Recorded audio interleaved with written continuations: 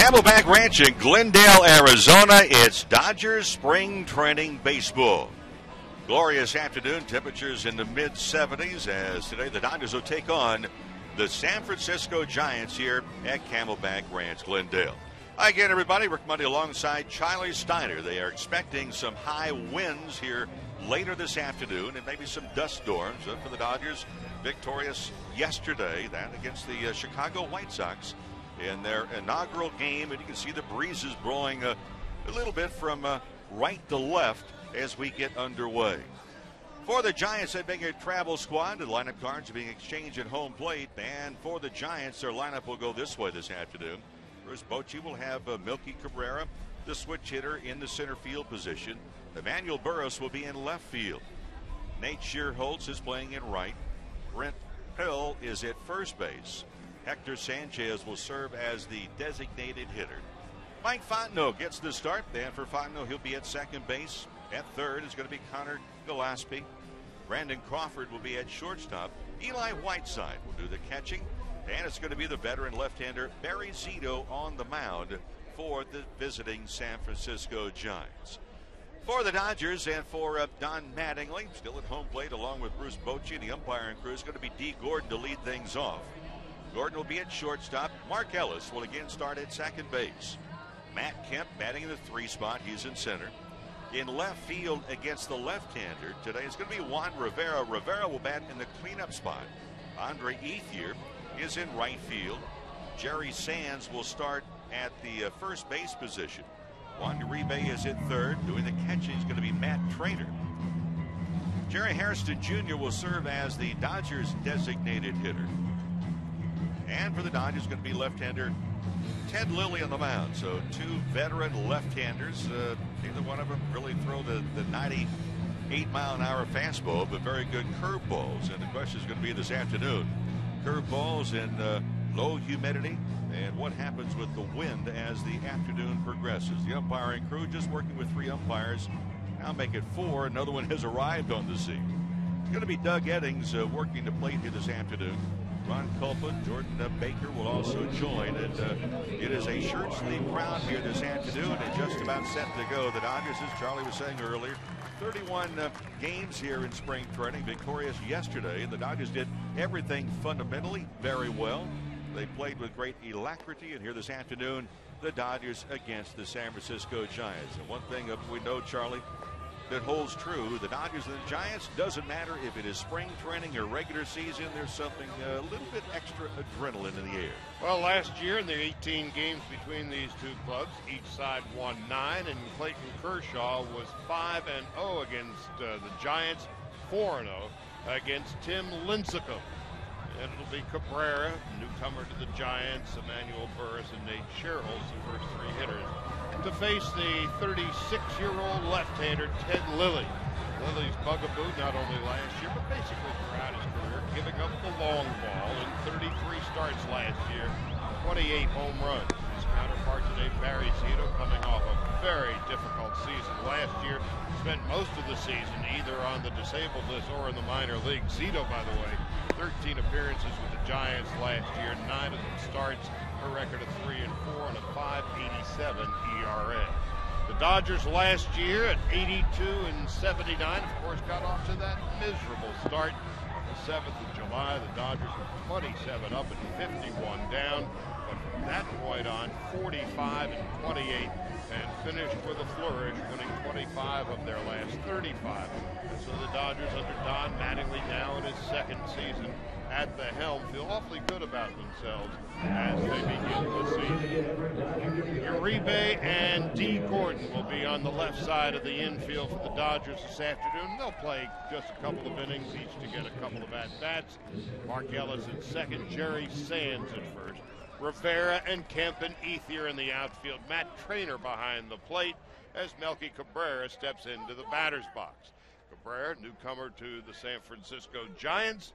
A switch hitter, Emmanuel Burris, is on deck, and we are ready to go. A picture-perfect 77 degrees on this Tuesday afternoon. First pitch of the ball game is high and away. 1 ball and no strikes. So it is Cabrera.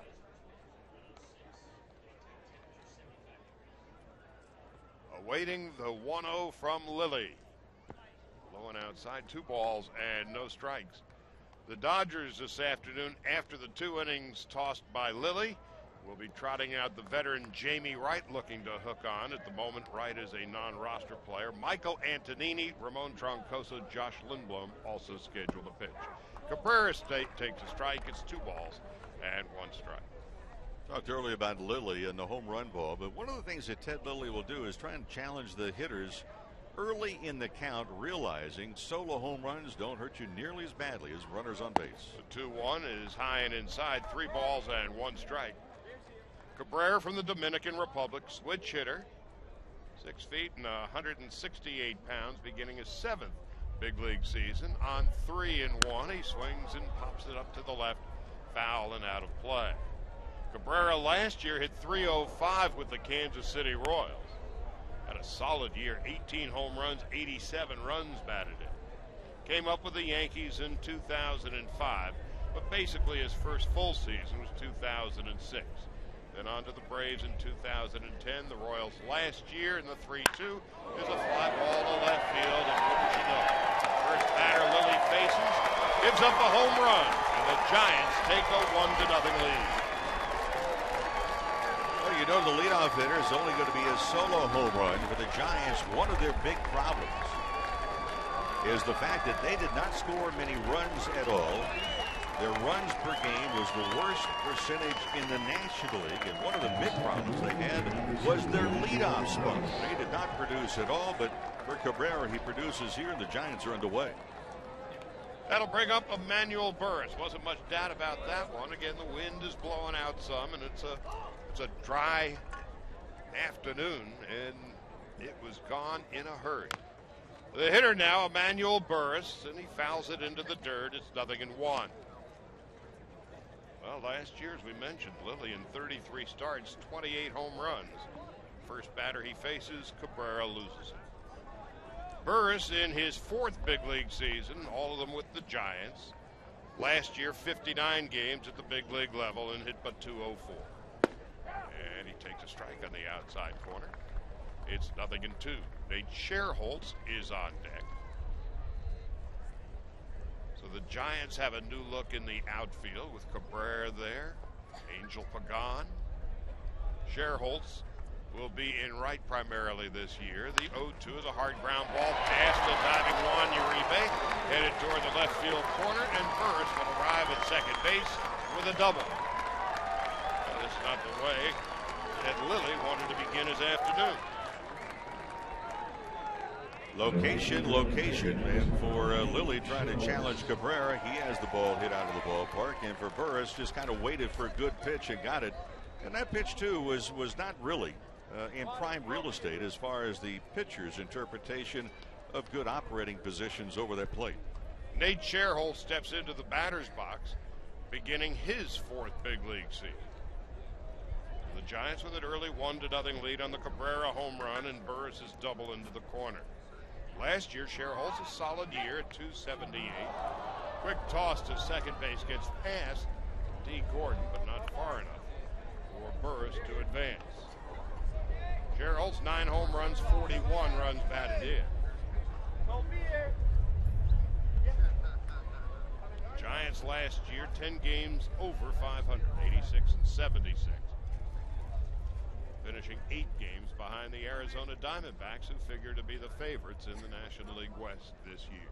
And now swinging a foul off to the left and out of play. And it's no balls and 1 strike. Charlie, one of the things that we have really addressed, and the coaching staff also addressed too with Ted Lilly last year, was the inconsistency that he worked with runners in scoring position. In particular, at times he never even looked back to the second base bag, and runners didn't pick one pocket, they picked both pockets at times.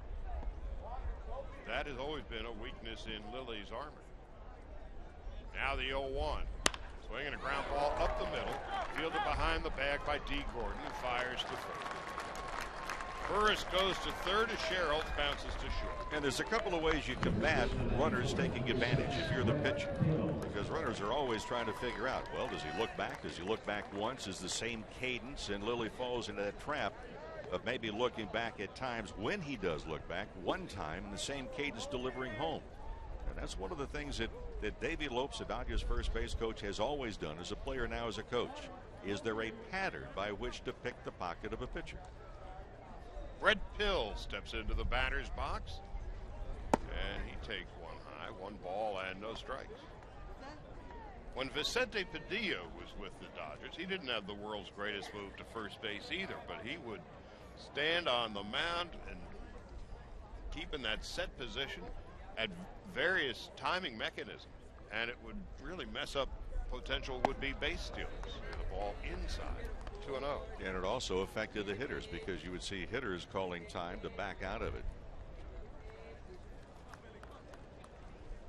Brett Pill, local boy from Southern California, born in San Dimas, lives in Covina. Big fella, 6'4", 225. Looking to hang on. And made his major league debut last year. After 5 years of kicking around in the minor leagues, fouls it back. 2-1.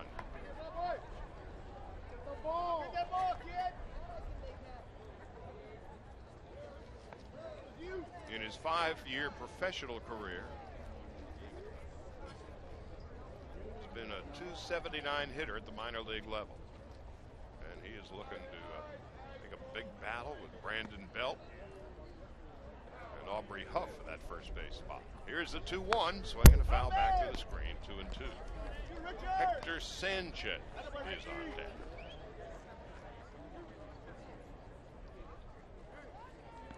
Pill, when he gets some extension, he can do a lot of damage. Out of Cal State Fullerton, 6'4", 2¼ Again, remarkable how many major leaguers have come out of the Cal State Fullerton program. Infield is in, and Pill fouls it into the dirt. What the Giants also like about Pill is the fact he's a big guy. I think, okay, probably a longer swing, but he's been known in his career coming up and trying to get to the big league level on a permanent basis to make fairly decent contact for a big hitter. In this spot, he's hitting with the infield in, trying to choke off that run that's at third base. Pill, a member of the Cal State Fullerton World Series championship team in 2004. Now the 2-2 from Ted Lilly with the infield in. Fouled off to the right and out of play.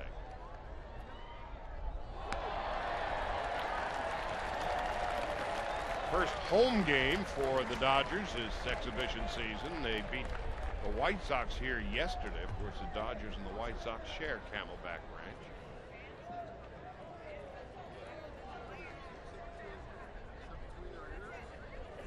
So Ted Lilly laboring here in the first. Here's the 2-2. Swinging a fly ball to left field. Heading on back in a hurry is Juan Rivera, and he has run out of room. A 2-run home run for Brett Pill, and the Giants are beating Ted Lilly about the head. It's 3-0. Well, Cabrera led off the ball game with a home run that Ted Lilly did not get in far enough on his hands. Then Burris doubled down the left field line, and 1 out later, Brett Pill on the 2-2 pitch. You can see Matt Traynor, the catcher, sitting inside, way inside, and Lilly did not get it in there. So for Brett Pill, who homered in his first major league at bat last September, goes deep here in the first inning. So just like that, the Giants up 3-0. Hector Sanchez takes a strike, 0-1. He's catching today. Of course, the Giants are hoping and expecting that Buster Posey will be ready to go on opening day. In the meantime, Sanchez, battling with Eli Whiteside for the understudy job behind Posey, takes a strike. It's 0-2. 1 gone, 3 in the first. Lilly into the wind. And he strikes out Sanchez on a breaking ball for the second out.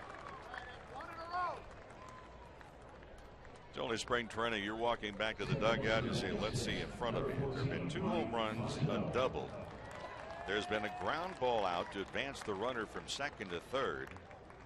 And I just punched out. It's a long walk back to the dugout. Especially when you're competing for a major league job. Well, here's the veteran Mike Fontenot out of LSU. Takes a ball inside and low. 1 ball and no strikes.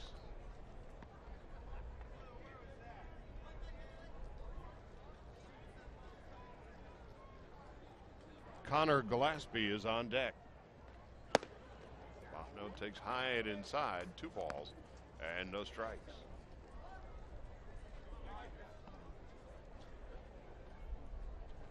Fontenot now 31.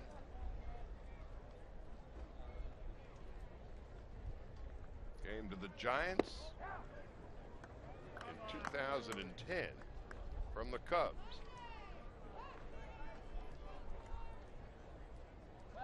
He was a big contributor for the Giants down the stretch a couple of years back.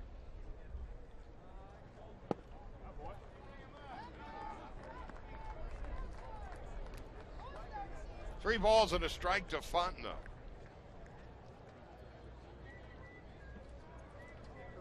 And Lilly deals on 3-1. Liner just foul of the first base line. Jerry Sands starting at first base today. Want to give Jerry as much time as they can there at first. But one of the luxuries that the Dodgers have is that Sands can play first or either of the corner outfield spots. So too Juan Rivera. And so James Loney, who struggled against lefties last year. Andre Ethier struggled against lefties last year. There'll be a lot of maneuverability for Don Mattingly. And wonderful opportunities, in particular for Jerry Sands. Now the 3-2, and Fontenot takes low and outside, ball 4.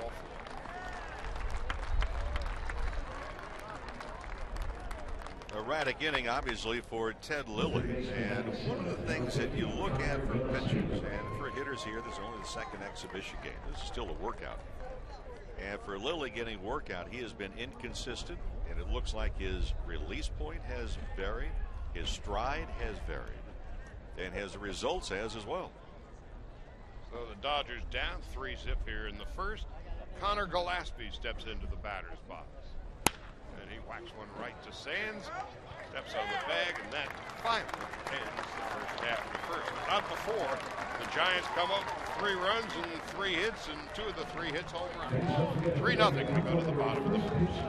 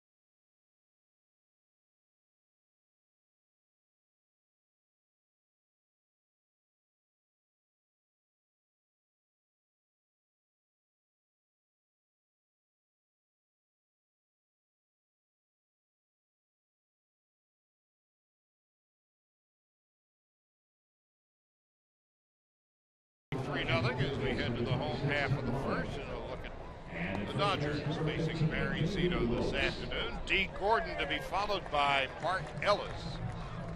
Then Matt Kemp and Juan Rivera, Andre Ethier in the 3-4-5 spot. Jerry Sands at first base, Juan URIBE, the former Giant, followed by Matt Trainer, and then Jerry Hairston Jr.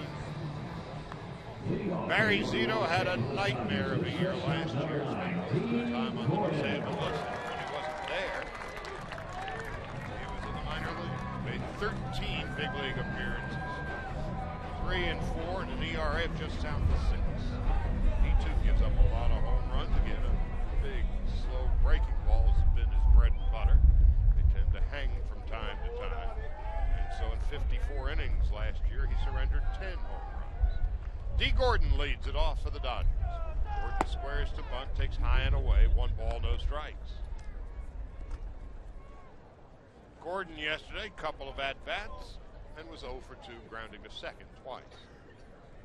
Because of his speed, Bochy squeezes the corners of the infield in, and is 1-1. We did not see D. Gordon show a bunt yesterday in the game against the White Sox. I talked with Maury Wills early this morning, and Maury says, nope, it's on the plan to be able to bunt occasionally. So 1-1 is a breaking ball for a strike, 1-2. And then I asked Maury, I said, look, we're just talking about different players, and I said, is he going to bunt 1 time a game? He goes, well, he wants to get into the habit of understanding how the feel is. He swings and cracks one to first. Going to be a very close play, and the speed of D. Gordon is simply too much.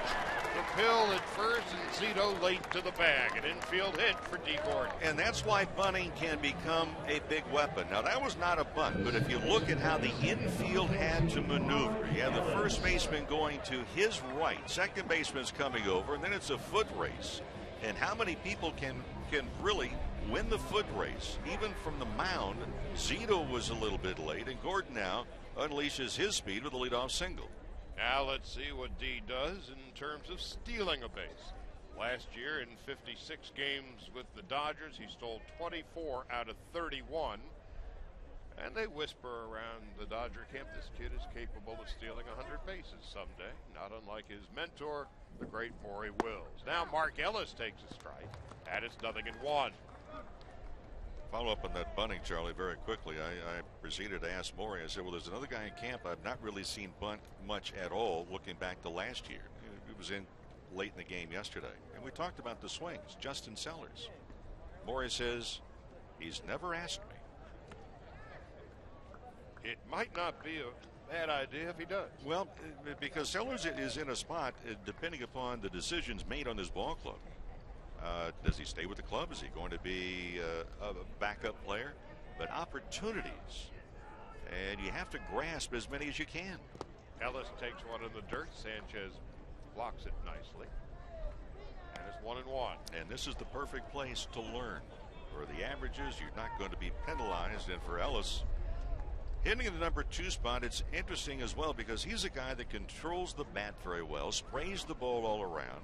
And Don Mattingly is not going to be really hesitant at times about putting a runner into motion with Ellis. The 1-1. Swinging is a slow hit ball to second base. Fontenot has only one play, and that's to first. Had no chance as the speedy Gordon flew past. So Ellis is retired, and Gordon goes to second and grounds out. Well, here comes Matt Kemp.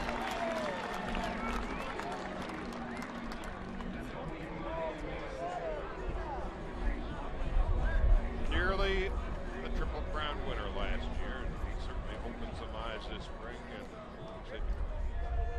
it's not unreasonable for him to pursue that 50-50 club.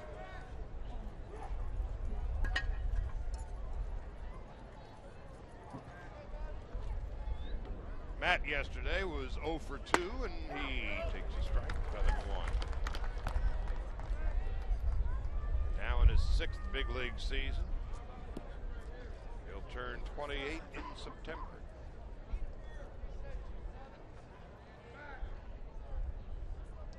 He was a 6th round draft pick back in 2003. This is another team. A lot of folks figured he'd pursue a basketball career. Last year's numbers, 324, 39 home runs, 126 runs batted in, 40 stolen bases.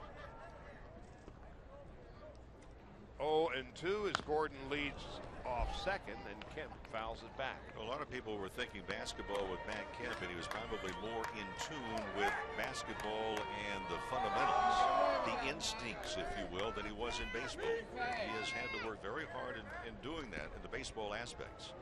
And talking with Dodger General Manager Ned Colletti in the radio pregame show, took great delight, as the organization did. 2 homegrown products, Kemp and Kershaw, big years. The 0-2, and Kemp goes down swing. Foul tipped it into the glove. Eli Whiteside. There's two gone. We're just reflecting upon that a moment ago. When you have two of your players, Kershaw the Cy Young Award and Matt Kemp until really the last couple of days into the last week, potentially the Triple Crown winner. It's a boost in the arm for the entire organization, from the scouting to the coaching to the managing to the front office, and they share in that. And it was a wonderful statement for the Dodgers to have them. And what a wonderful addition Juan Rivera was last year. Now beginning his 10th big league season, and he takes a strike, 0-1. Dodgers got him from Toronto and signed him this past offseason.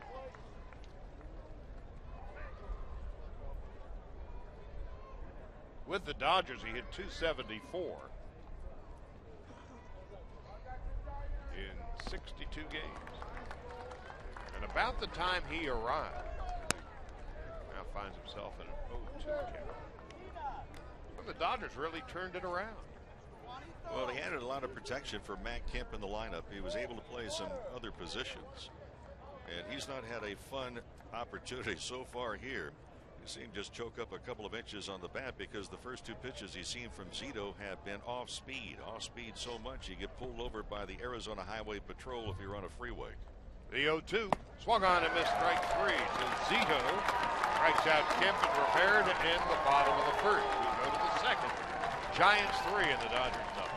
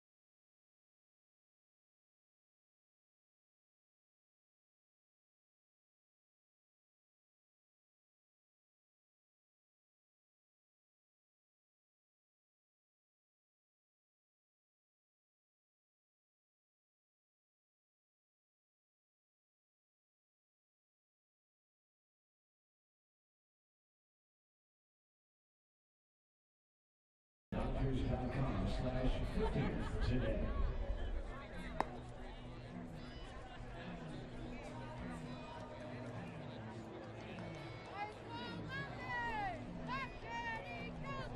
Leading off the Giants at batting 8th, the shortstop, number 35, Brandon Crawford. Brandon Crawford will lead it off for the Giants as we go to the second inning.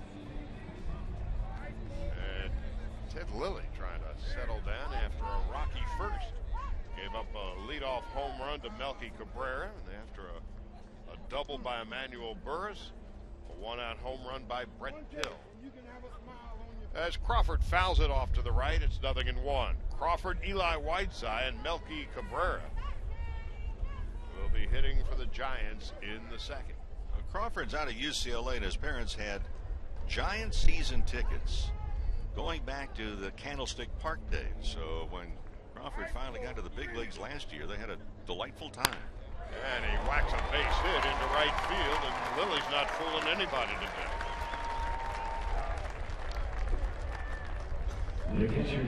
Question about Crawford. Can he hit at the big league level? He's a very solid defender. Well, only 14 games at the big leagues last year. Make that 66 games last year, and he hit 204. So as most young players will find out, it's a different game at every level you progress. Eli Whiteside, another terrific defender. Can he hit at the big league level? Takes a strike. strike, nothing in one. Hit but 197 last year with San Francisco. Came up in the Oriole organization. A career .218 hitter.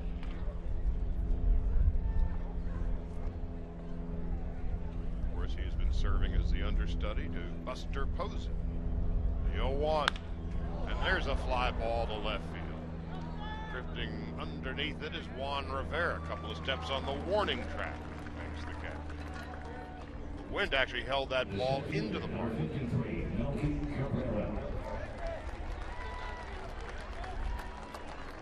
here comes Melky Cabrera. The wind is going to be an issue today, and tomorrow's supposed to be a very windy day. And they're talking about late this afternoon into the evening, dust storms. In fact, they were advising people earlier this morning on the local televisions that if you're caught in a dust storm on a highway, pull off to the side and do not turn your headlights on. Leave them off. In fact, there was a reason for it. They said in a dust storm, it's like the lights are turned off, and if someone coming in behind you happens to see your tail lights even, do they think, oh, he's in a safe spot and go over? So there have been some warnings issued here in the Valley of the Sun. Cabrera drills one off to the left, foul and out of play. Charlie, I mentioned earlier about the leadoff hitters for the Giants, who did anything but lead off a lot of ball games for them. And you start to look, of the 30 major league teams, the Giants leadoff hitters were 28th out of the 30, and that is an on-base percentage. So it's no wonder that they had difficulty scoring runs last year, in particular from their leadoff guys who did anything but set the table. So they went out and got Melky Cabrera from Kansas City in November as he fouls it off to the right. Matt Trainer and Jerry Sands have both run out of room. Back for the Giants in runs. We mentioned that runs per game, 3.52. That was the worst in the National League of any team. But that's not all. The number of runs that they scored, 507, was the lowest in the National League by a team, any team, in a non-strike season in 19 years. So their ball club was based on pitching. And basically still is. Here's the 0-2, inside and low. Trainer blocks it. And off and running, and on a wild pitch, Brandon Crawford goes to second base.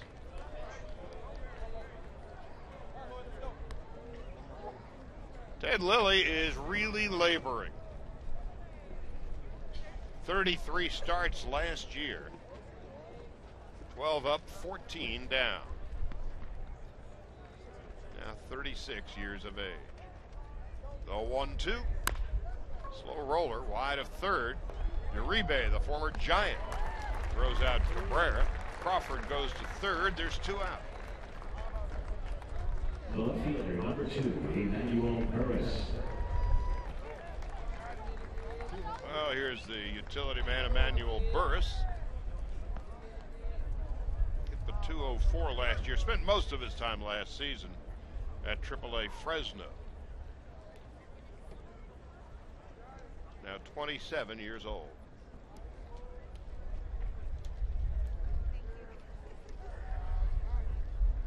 Giants with a 3-0 lead and a backhanded stab off the glove of URIBE. It heads toward the left field corner. Probably an error. Either way, Crawford scores easily. Burris is at second, and the Giants take a 4-0 lead. Well, initially they're going to rule it a double, but for Juan URIBE, difficult to reach across the body, but he played it well, more like a matador off to the side.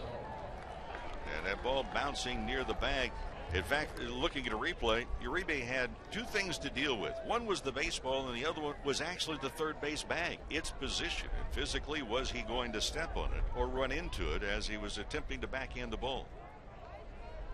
So it goes as a base hit, the second double of the day for Burris, and a ground ball wide of first, and that's off the glove of Jerry Sands. Burris will score, and going to second base is SCHIERHOLTZ, and the Giants have a 5-0 lead.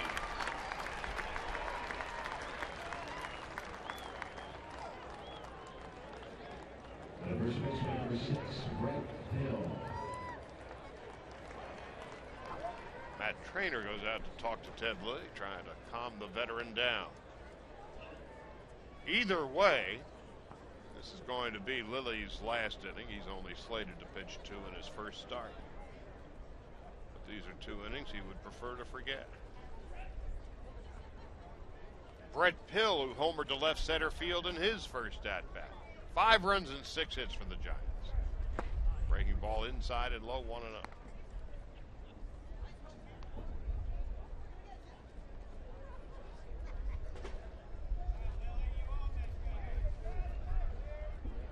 Jamie Wright, Michael Antonini, Ramon Troncoso, Josh Lindblom also scheduled to pitch for the Dodgers today. And a breaking ball for a strike. Bill's one of those players, too, as you're coming on, and we mentioned that he's out of Cal State Fullerton, but he had an interesting scenario. He did not sign when the Yankees drafted him in the 45th round in 2005. It worked out pretty well because the next year, a 7th round pick by the Giants. A 1-1 is high 2-1. But that's a nervous time for a young player. If you're not drafted high, do you take a chance? Do you go back into the pool again? Or are you going to have a good season the following year? And you mentioned with the College World Series team, he had a big pinch hit triple in a rally against the University of Texas in the College World Series. A 2-1, a swing and a miss. 2 balls and 2 strikes to Brett Pill. The Giants with a 5-0 lead, 3 in the first, 2 here in the second. Pill had a terrific year last year at AAA Fresno when he had .312 with 25 home runs and 107 runs batted in. Brett Pill, Brandon Belt, and Aubrey Huff in a battle for that first base job. Swinging a foul, and I got a piece of Matt Trainer. You know what's also remarkable about that season that Pill had? That was 133 games, and you figure, okay, 25 home runs, 107 RBIs, as you mentioned.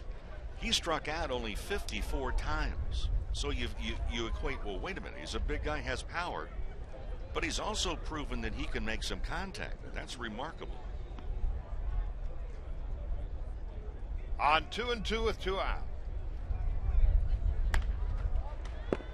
Hopped up, first base line, and Matt Trainer calls off Jerry Sands. Hill fouls out, but not before the Giants come up with a couple of more runs on 3 hits and leave 1. As we go to the bottom of the second, 5-0 San Francisco.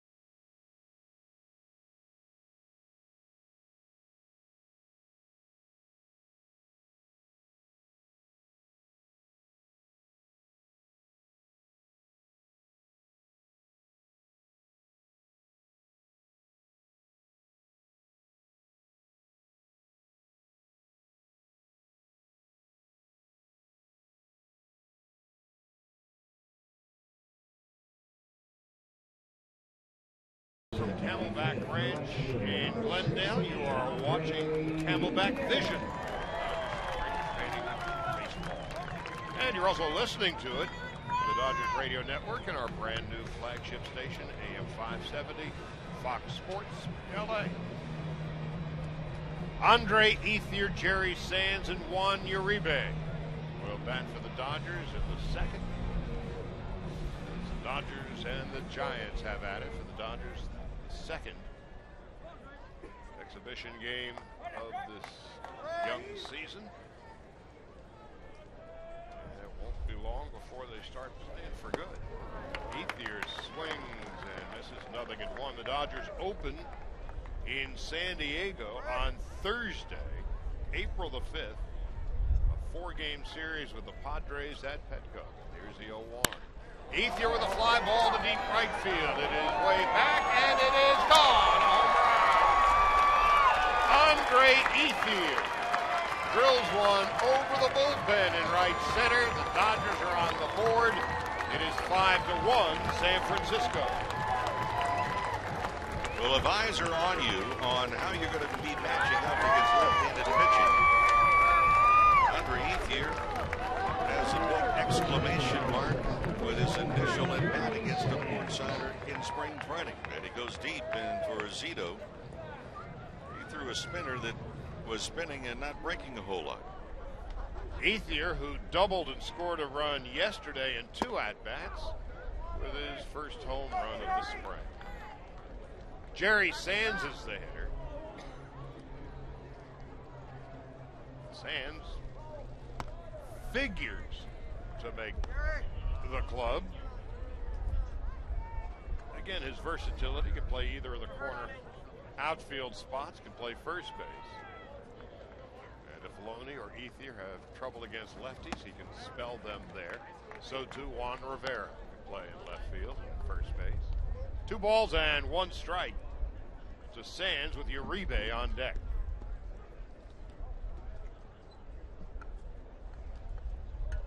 Oh, we were talking on the pregame, Bo, as Sands fouls it back.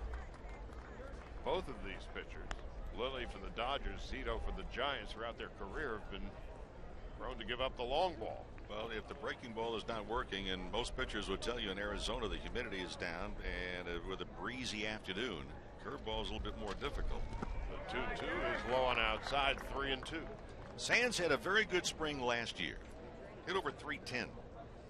Then he got the call-ups, handled left-handers very well. The last 3 years in the offseason, he is a substitute teacher. He had arrived here in spring training, got a phone call like 7 o'clock in the morning, 6 o'clock in the morning because of the time change.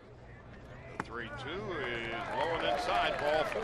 Well, he answered the phone as it goes down to first base. They were calling Jerry Sands to come in as a substitute teacher the very day that he arrived the following day to spring training. He goes, well, folks, I'm going to be busy for the next 30 days. Actually, I'm going to be busy for the next 6 months. I am no longer available. Juan Uribe steps into the batter's box. Uribe really was a lost year last year. Takes a strike, 0-1. Had sports hernia surgery. And looking to regroup after really having a very difficult time.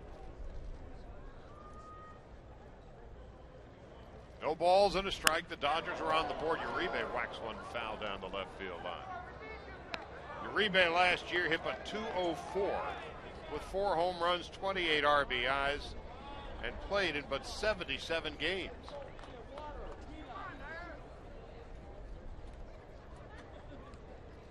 Well, the Dodgers are certainly hoping that he can come back. Here's the 0-2. He throws a base hit into left field. And that's what the Dodgers were expecting out of Uribe last year. Of course, Uribe had a terrific career with the Giants and won himself a World Series run. Well, Uribe does not alter the swing. In other words, he's not about to take something off the swing when he has 2 strikes. And between him being banged up last year, physically not able to control the swing very well, it was a wild swing. He's kind of a guy that his strike zone or rendition of is a little bit larger than what the rule book would necessarily teach you is. Essentially anything within the area code. Anything not thrown at him or behind him. Matt Trainer squares to bunt, and he gets the job done, sacrificing. Sands to third, Uribe to second. Matt Trainer, the old veteran, called upon to sacrifice, mission accomplished. Well, a mission accomplished, and maybe another mission as well, because he's coming over and trying to impress Don Mattingly and the coaching staff. And Trainer's going to get high fives in the dugout because Matt comes over. His first game, he shows, hey, I have some versatility. You need me to get a bunt down? That's another dimension that I can bring to this ball club. Interesting, the veterans that Ned Coletti brought over in the offseason. Matt Trainer, Jerry Hairston Jr., Adam Kennedy. All these guys fundamentally sound baseball players. And fundamentally sound from a standpoint. You're down 5 to 1 at this spot. Here's a spot. The infield is back, so even at spring training, how do you execute? We saw great execution yesterday by younger players. Even a ground ball here gets you a run. And Jerry Hairston takes a strike, 0-1. So spring training, you start to get into the flow of what you're going to do during the regular season. And if you were in this spot regular season, you're trying to close the gap, peck away, add some runs here, runs there. If the 7th, 8th, and 9th inning, clubs feel the good clubs. If you're within 3 runs, you'll figure out a way to get it done. Hairston fouls it off to the right. No balls and 2 strikes to Jerry Hairston Jr.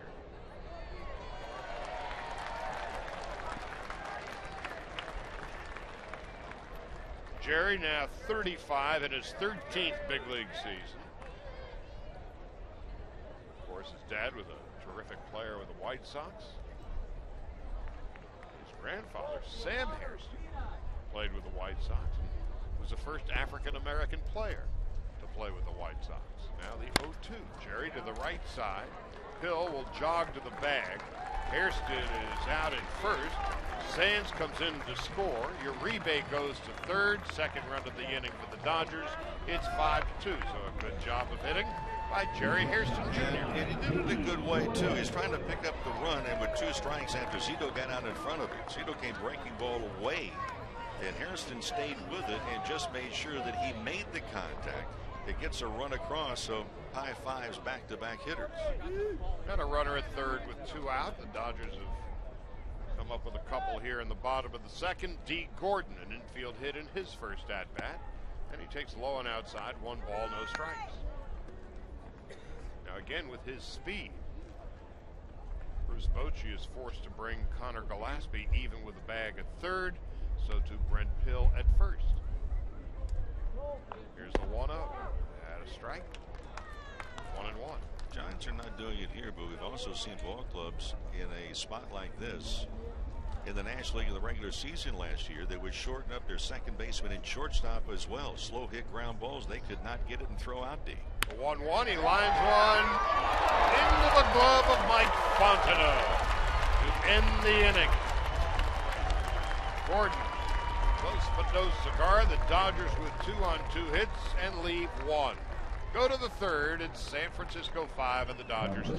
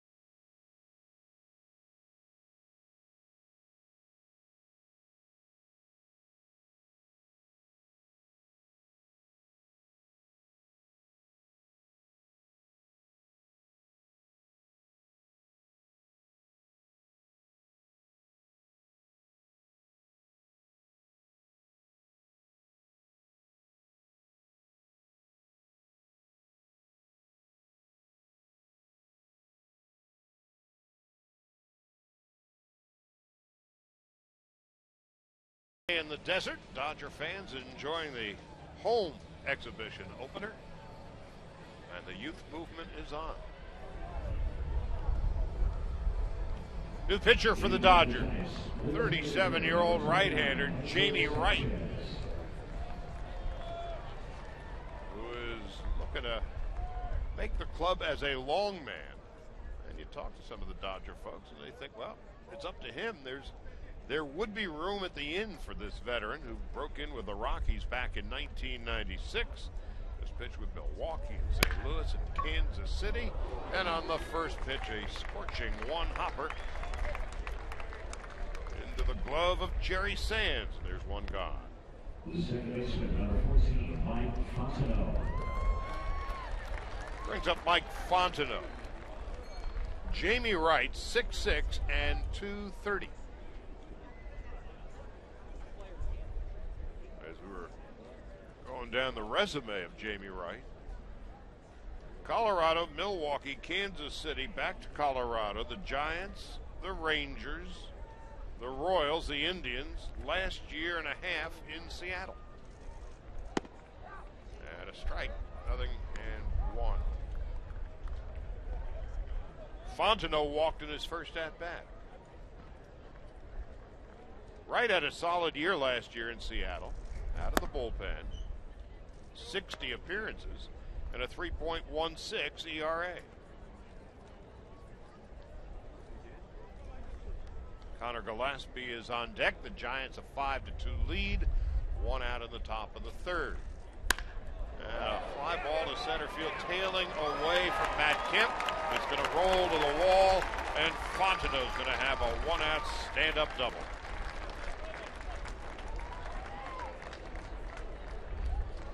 Well, Fontenot, one of those guys that has made a living in whatever role he has been called upon. Different ball clubs, different positions.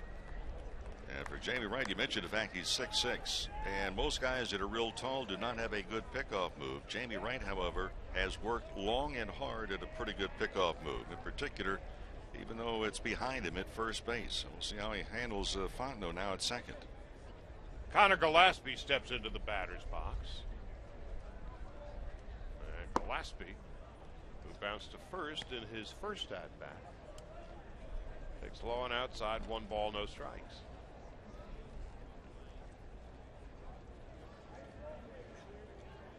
Five runs and 7 hits for San Francisco.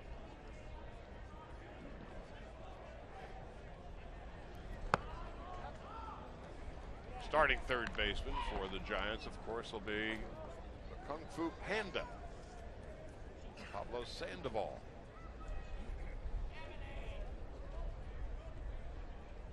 Brandon Crawford at short.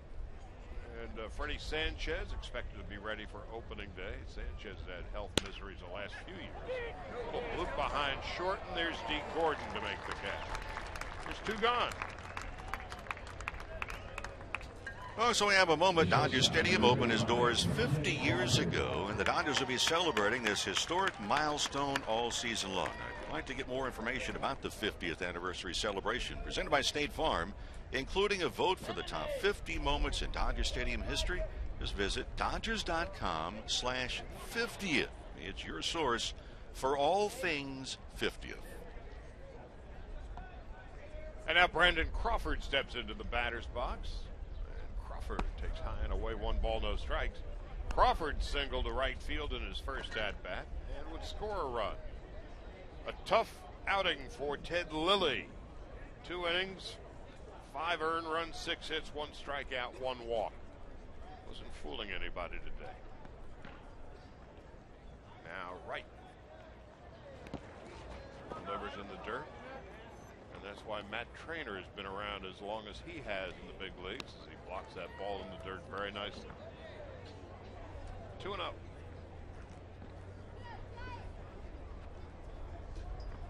The Dodgers have 2 very good defensive catchers. They get offense out of either one of them. Trainer, by and large, going to be the understudy to A.J. Ellis. Well, that'll be bonus material. There's a 2-0 inside, and there's Trainer again with a terrific defensive play, and he promptly throws it away. But there's D. Gordon. As as if he was a wide receiver on a fly pattern, taking it out of the sky. Remarkable the trainer even got to the ball to begin with. Left-handed batter, that being Crawford. And it just about hit his back left foot in the batter's box, as somehow trainer was able to reach across the body as he was also moving in that direction. Flags it down, a better throw, and may have had a chance at Fontenot at second.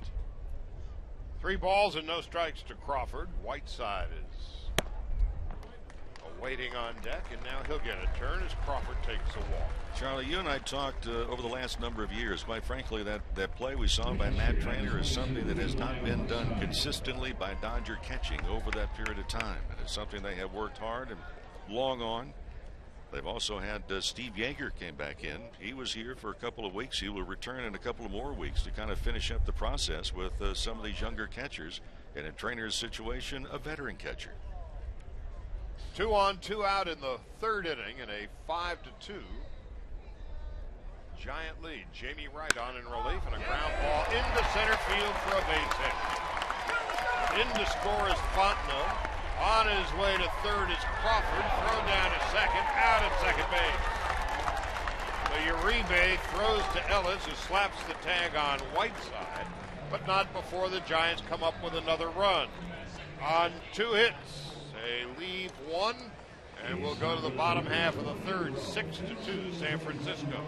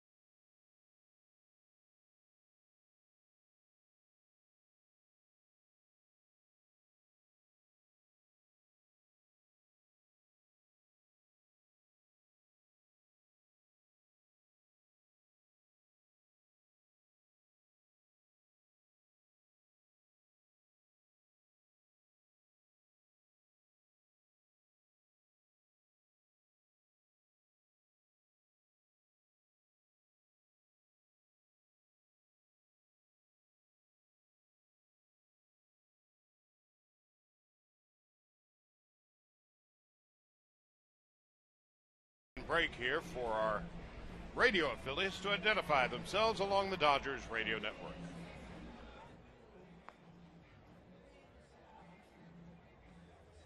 Leading off for the Dodgers, the second baseman, number 14, Mark Ellis.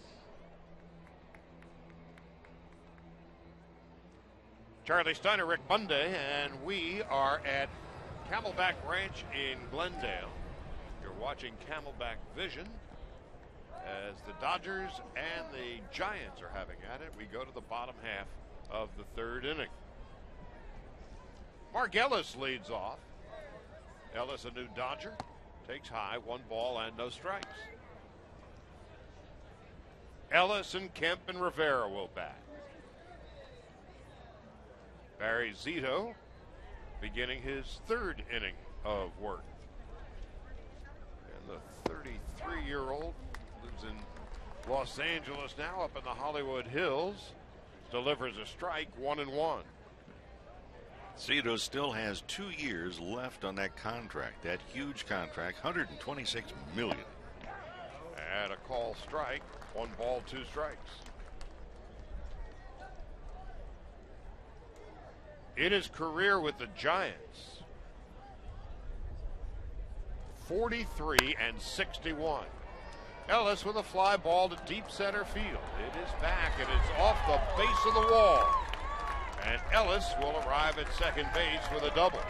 Melky Cabrera seemed to be having some trouble with the wind. And by the time he was able to track it down, Ellis is aboard at second.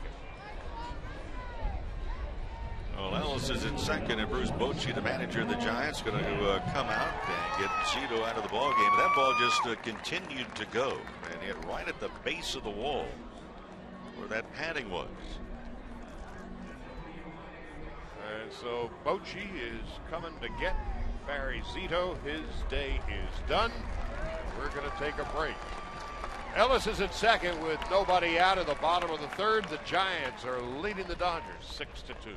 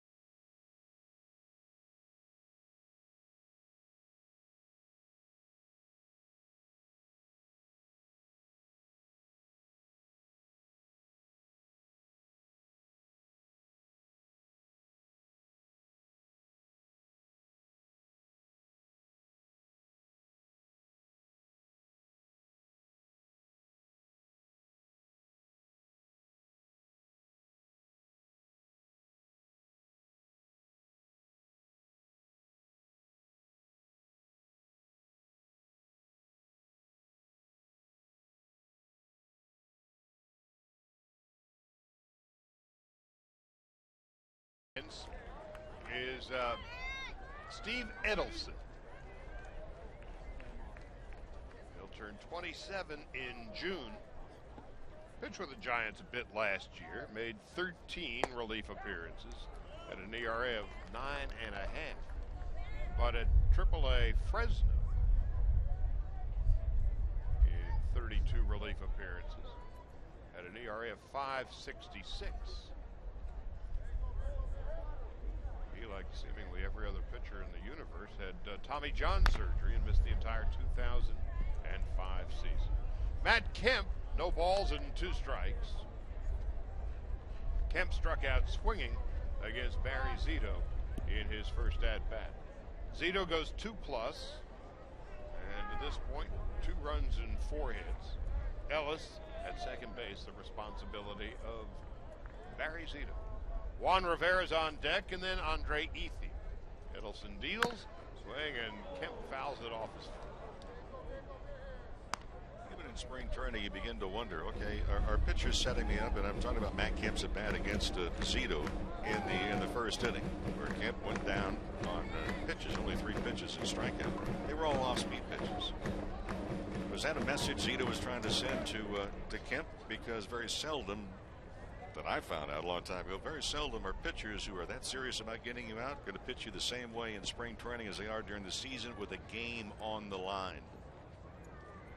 And hitters, of course, remember their sequences, as do the pitchers, and that's why they talk about game of adjustments. Here's the 0-2, swung out of his strike 3, so Kemp has been fanned twice today. Big right-hander is a sinker slider guy. He was actually a shortstop before he went to University of Nebraska-Lincoln. He pitched occasionally. He had Tommy John surgery. He did not become a full-time pitcher until after the Giants selected him in the 16th round in 2007. Juan Rivera steps into the batter's box now. Rivera struck out swinging in his first at-bat. Giants 6 runs and 8 hits. Dodgers 2 runs and 4, and Rivera loops one down the right field line. It's slicing foul and just out of the reach of Brent Hill in foul territory. Well, Rivera had the same fate as Matt Kemp the first at bat against ZITO, because Rivera went down on strikes, very similar to Kemp on off-speed pitches, and first pitch there thrown by the Giant right-hander, breaking ball away. Early part of spring training, it's difficult. You and I chatted about this yesterday. It's difficult for hitters because they're trying to pick up pitch recognition, how quickly you can tell and differentiate what the pitch is, what's the release point, are you picking up the spin, the rotation of the ball, and then mechanically your mind is ready before your body is in the early goings. And it's obviously considerably different for a veteran like a Juan Rivera as opposed to a young fellow who's desperately trying to impress the manager and the general manager. Here's the 0-1 inside. Take me through that progression. You were a young fella, and as you went through your career, how you went about your business in spring training. Well, you learn to throttle it down a little bit. You know, when you first come up, every pair of eyes is watching. Chopper to third. Gillespie will throw out Rivera, and Ellis has to stay put at second. There's 2 out. And for the veteran players, you have a timetable. You know your body. You know what you need to accomplish. You know the things that you were not that proficient at last year that you want to work on. Rivera knows what those are. He can have a chance to work on those, and he's not hearing the clock tick. The veteran players, their clock begins to tick as opening day approaches. The young player, they come to camp, the clock is already ticking if they're going to be with the big league club for opening day. So you're going out all out right out of the gate as a youngster, as opposed to the veteran who paces himself. So the veteran has the luxury of getting himself into a finer shape, game ready, season ready shape than a younger player or that veteran that's hanging on. Andre Ethier, who homered in his first at bat, he doubled yesterday, and he scored a couple of runs now in the first 2 games. Takes low and outside, 1 ball, no strikes. You can also make the argument this is a different game for most of the players. Jerry Sands, we touched upon, he's a substitute teacher during the offseason. Here's the 1-0, and Ethier fouls it off to the left. But players that have been here, that have been able to establish themselves, baseball is year-round. Well, they'll take maybe 3-4 weeks off after the season's over to kind of let the body get ready for the next challenge. But this is a 12-month job nowadays. It used to be you played the major league season, and then, you know, years ago, players had off-season jobs. Economically, they had to. Well, Jerry Sands was a substitute teacher until this year, and 2 balls and a strike now to Ethier. And there's so much knowledge now from a nutritional standpoint, from a workout standpoint, and the players have that luxury of being able to say, no, I'm committed to this job. Versus Jerry Sands, yeah, he just notified the school district about 12 days ago. Don't call me anymore. Yeah, don't call me, I'll call you. And hopefully it won't be for a long time. 2 balls, 2 strikes to Andre Ethier with 2 out in the bottom half of the third. The Giants with a 6-2 lead. Because Sands, up until 2 weeks ago, he was fielding all calls. On 2-2, Ellis tap dancing off second, and Hiddleston steps off the rubber. And as a result now, Eli Whiteside will go out to talk with his young right hand. This is more than just a physical game. It's a mindset. It's an emotional roller coaster. And how many players in every major league camp are going to, well, their dream will not be fulfilled this season. They'll be told, hey, look, stay with it. You'll be in AA, you'll be in AAA, and for some, the dream will come to a close and the curtain will close. 2-2 to Ethier. Ellis at second base. He doubled to left center field, and the pitch to Ethier. There's a fly ball to right field. And coming on over in right center is Melky Cabrera to make the catch, and that will end the inning. No runs and 1 hit, 1 man left. We go to the 4th inning. It's the Giants 6.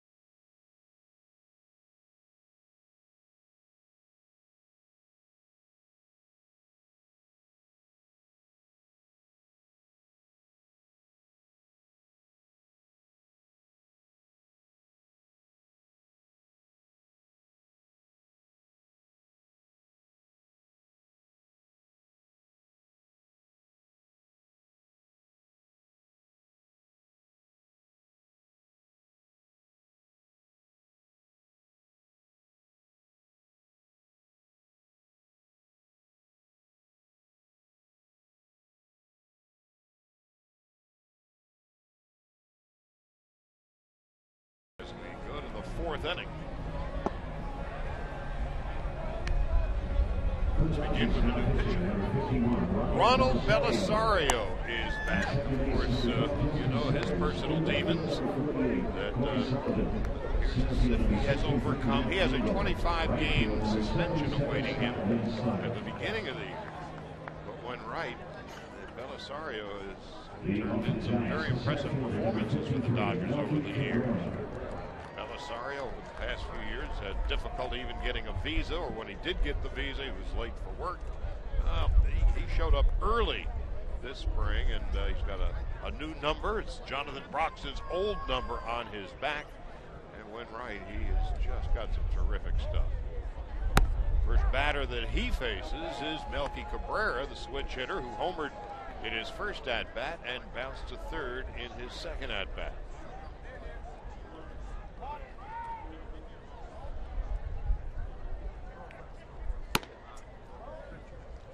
Pitch is high and away, 1 ball, 1 strike.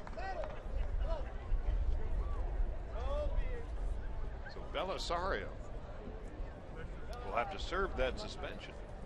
And if and when he is able to make it all the way back, the Dodgers think he's going to ground ball to second base. Right at the new second baseman, Justin Sellers. Throws over to Sands. Now nobody on. It will fortify a strength that the Dodgers have, they feel, on this, the 6th day of March. As you look at Sellers, the new second baseman. The bullpen is going to be a real source of strength. Well, the bullpen is going to be a real source of strength, and it may be the only really spot or area that there's still going to be some competition. This is a club that comes in from a defensive standpoint. It's pretty well established exactly what it's going to be from a starting rotation. And of course, the caveat is always injuries. The bullpen, maybe a couple of spots. Manuel Burris takes high and away, 1 ball, no strikes.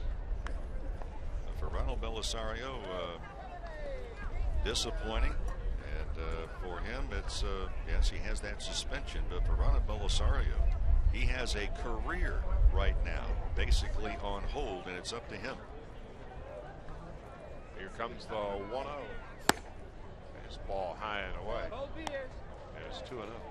So the bullpen, yeah, they're chummy, but there is some competition out there. And the other part too is that every manager, general manager, and their staff is going to be looking and put into sequence. Okay, if we have an injury in this position, that position, where do we stand really on the depth chart? Which names will precede others? Manuel Burris, who is 2 for 2 and 2 runs scored today, takes a strike, 2-1. Well, as of today, and again, it's got 30 games to go before it all counts for real. Got Guerra and Kenley Jansen at the back end of the bullpen. Got a couple of veterans in Todd Coffey and Mike McDougal. Jamie Wright is auditioning for a long man spot at break camp with Ronald Belisario.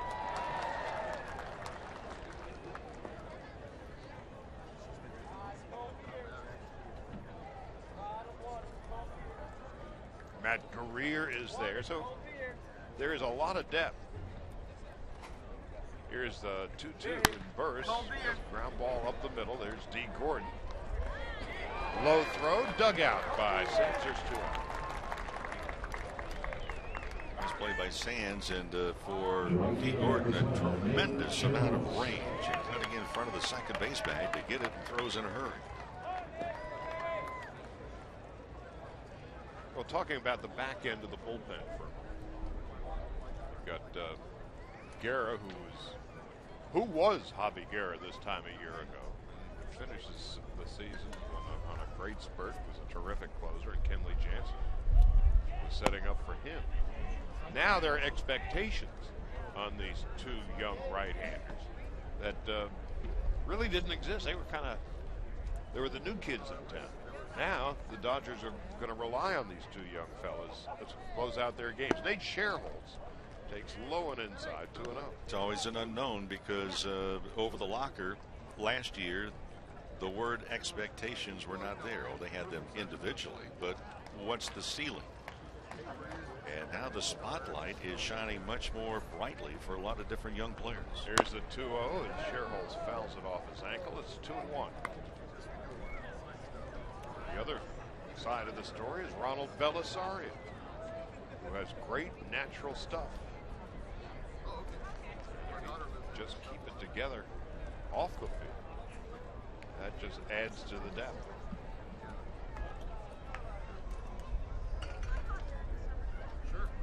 Belisario kicked around with the Marlins, Pirates, and the minor league level. There was never any question about his raw ability.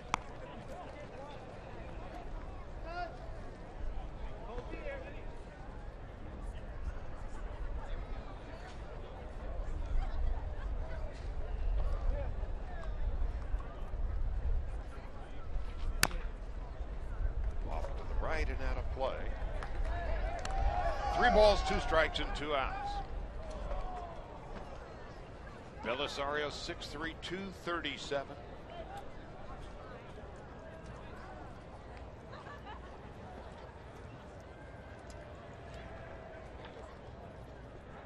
In 2009, in 69 appearances with the Dodgers, whacked into right field, a base hit, a 2-out single for Nate Scherholtz.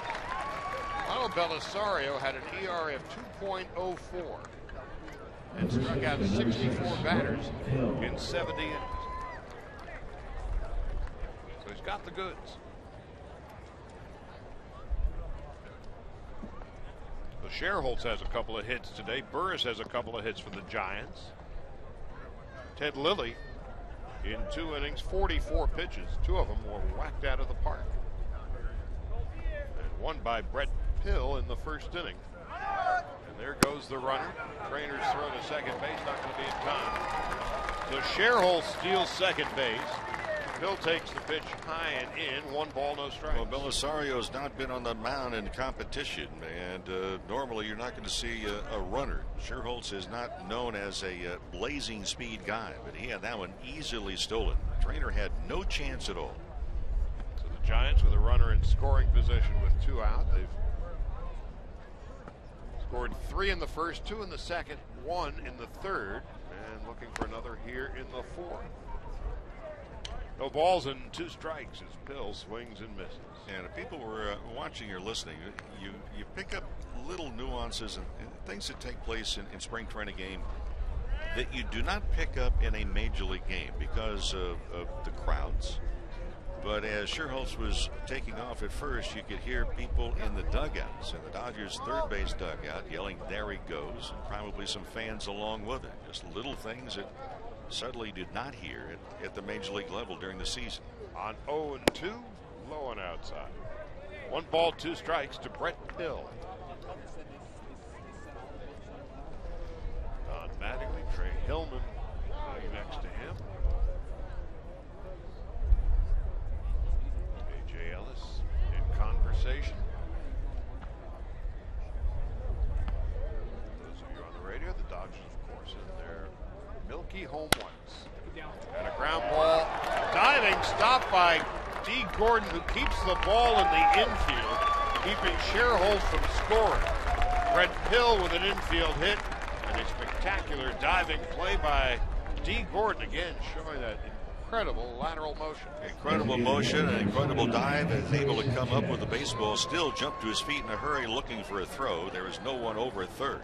As URIBE, the third baseman, was moving to his left. It was going to take him off of any possibility to stay near the bag. So it's first and third, 2 out, and Hector Sanchez coming up.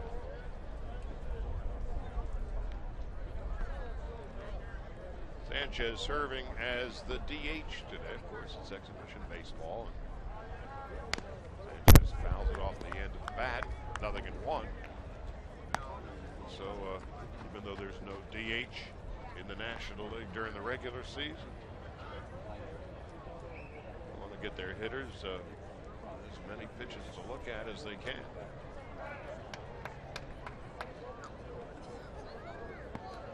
No balls and a strike, 2 out, 2 on, 4th inning, 6-2 San Francisco. Ground ball off the leg of Belisario. A rebound to URIBE, fires a seed to first. Sanchez is retired, and that ends the inning. Terrific play by Juan URIBE, preceded by a terrific defensive play by D. Gordon. It keeps the Giants off the board in the 4th. It's 6-2 San Francisco.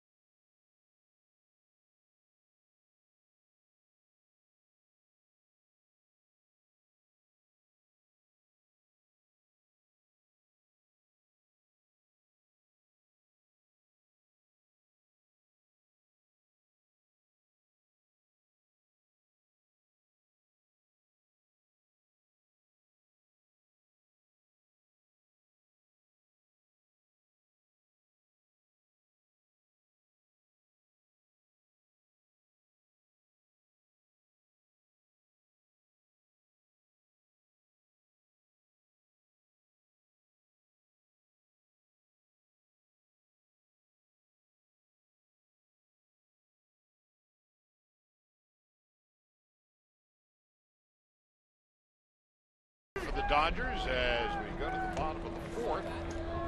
Giants 6 runs and 10 base hits. Gorgeous after that. And the Dodgers 2 runs and 4 base hits. Steve Edelson beginning his 2nd inning of relief. Barry ZITO went 2 and gave up a couple of earned runs, 4 base hits, struck out 2 and walked 1. Sands walked in his first at-bat, swings and misses to begin his 2nd at-bat, 0-1. Sands, URIBE, and Trainer to bat here in the bottom half of the 4th. So Jerry Sands, a presumably former substitute teacher, swings and misses, 0-2. You go back, say, to the Brooklyn Dodger days. All the boys of summer would be working men in the winter. Sands fouls it back and out. And in those days, many of them lived in Brooklyn all year round, so you'd see them in the neighborhood.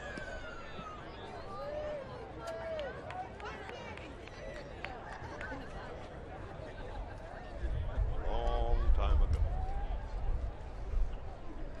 No balls and 2 strikes. And Sands fouls it off to the right now.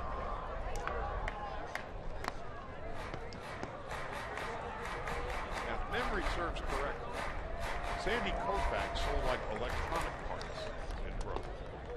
Imagine that. Then he realized, you know, I've got to be a better pitcher. Mission accomplished. Sands pops it off to the right now. You see these guys selling cars and stuff. You ever have off-season people working with such a big shotgun out of the game? No. I played. No, I actually went to a rookie league once, and actually I went to a rookie league after my 5th year at the major league level. One off season to learn how to bunt. That's why I'm very passionate about guys that can run to bunt. Sands with a fly ball to short left center field. Taking charge is Melky Cabrera to make the catch for the first out from the bottom half of the 4th. Third baseman, But a number lot of guys 5, had off-season Juan jobs. URIBE. Knock, selling from door to door, different things, hooking on. But you know, the game has changed in many areas, and it allows most players, if they have been here, to concentrate on their job of playing and staying in shape. And it used to be, not that many years ago, that players would come to spring training to get into shape. Now, as you mentioned earlier, it's a year-round job for these fellows. Playing 162 games would take a 2, 3, 4 weeks off after the end of the season.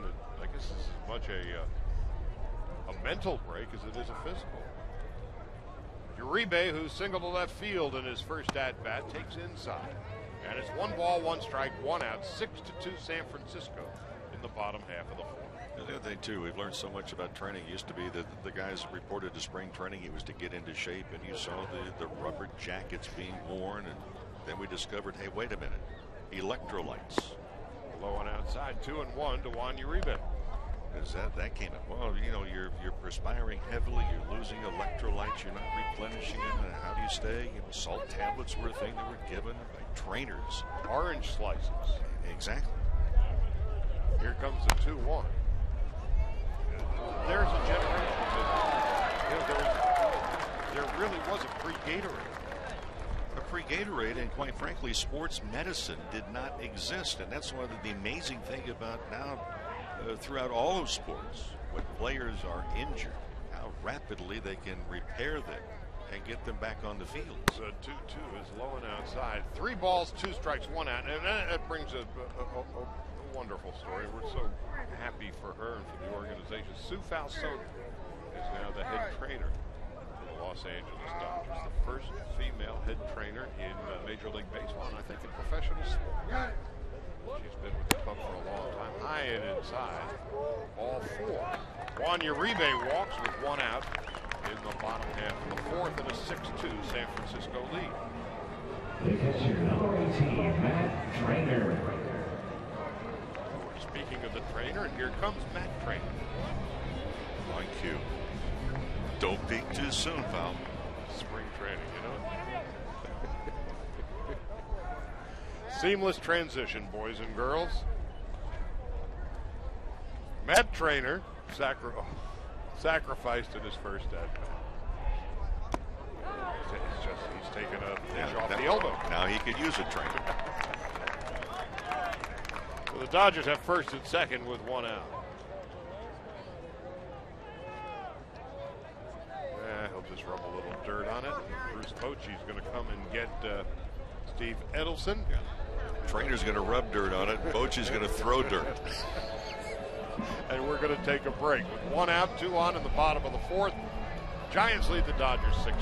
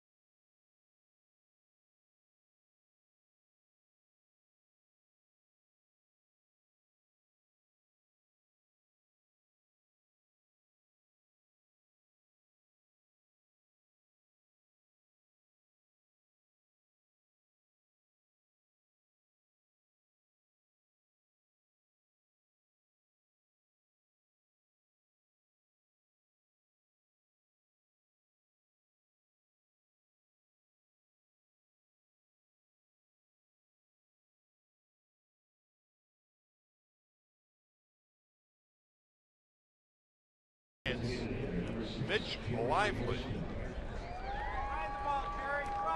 And he becomes the third San Francisco pitcher of the afternoon.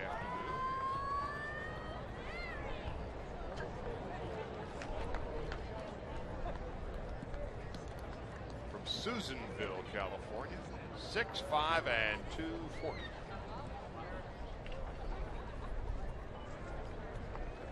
First pitch to Jerry Hairston. Fastball for a strike, 0-1. Lively has never played at the major league level.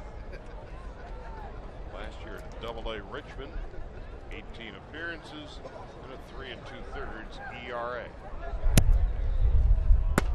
26. 1-1 to Jerry Hairston Jr., who bounced to first base in his first at-bat. Well, first thing we noticed about Lively, you mentioned the fact he's a big old boy. And he comes right at you, right over the top, nothing fancy as far as the delivery. 1-1, line drive off Lively, and it splits the seam through the infield. Now the Dodgers will have the bases loaded and nobody out. Correction, one man out. URIBE is held at third by Tim Wallach. Trainer is at second. And Lively is got a bruise, but it looks like he's going to be okay. Lively's wanting a trainer. You know, Wallach was trying to send URIBE around third base, but URIBE was trying to still follow the flight of the ball, pick it up somewhere. And that's where you really need to rely and trust your third base coach. He waves you on. And we'll see if the Dodgers can close the gap a bit. Tying run at the plate, D. Gordon. The likelihood of D hitting one out is it would take a very long shot. Gordon, an infield hit and is lined to second base. The Dodgers have the bases loaded. One out in the bottom of the fourth. And Gordon swings and misses. Ball, one strike, one out. For a young player, you need to step out, regroup. Gordon went after a pitch that was off the strike zone. And here's a spot that you're trying to really make an impact in this game here. Low and outside. 2 balls and 1 strike. Well, D accomplished that. Almost identical pitch. This time he laid off of it. Gordon in the minor leagues had 7 home runs. 2 in 2008. Short left field.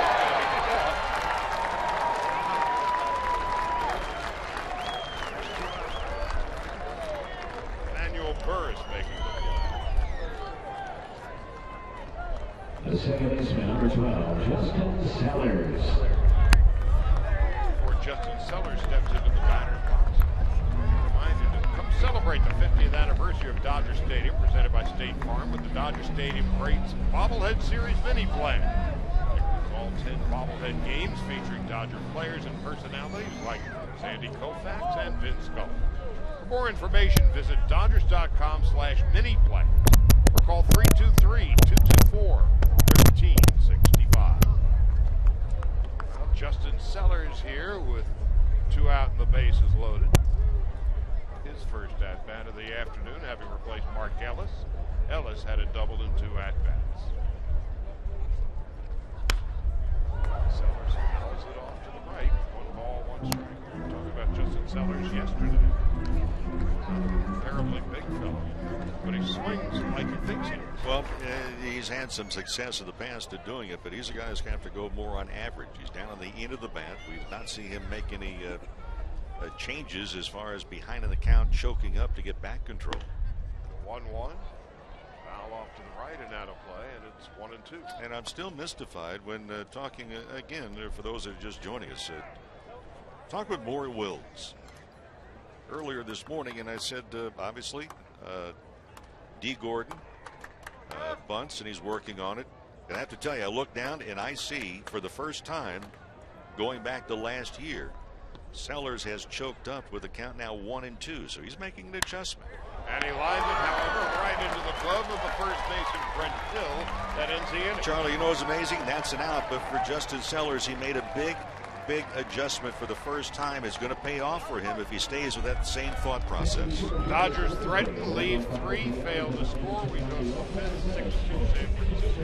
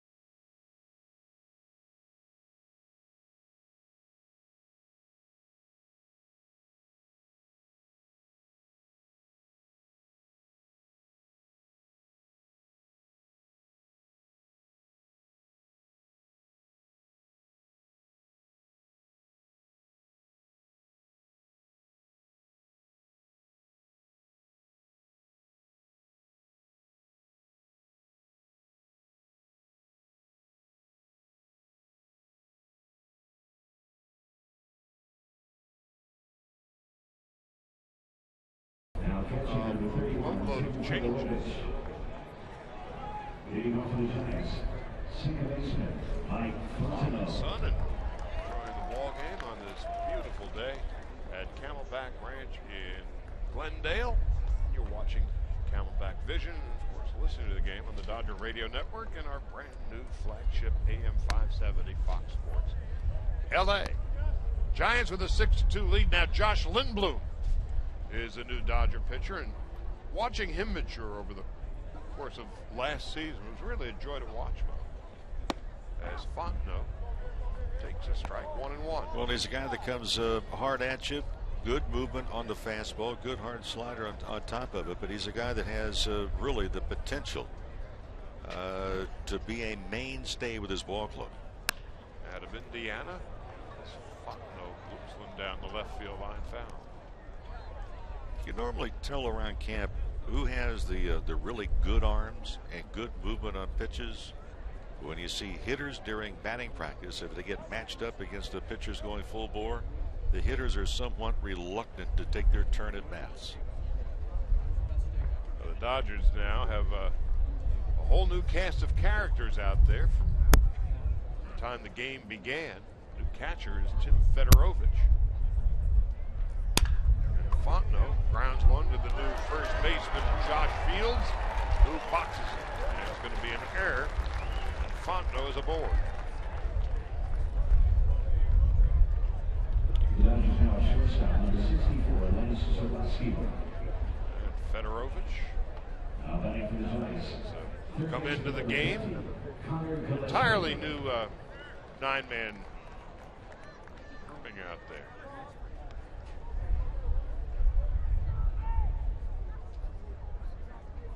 First baseman Josh Fields, Justin Sellers at second, Lance Zawatsky is the shortstop, Jeff Baisley is at third. We'll get to the outfield in a minute.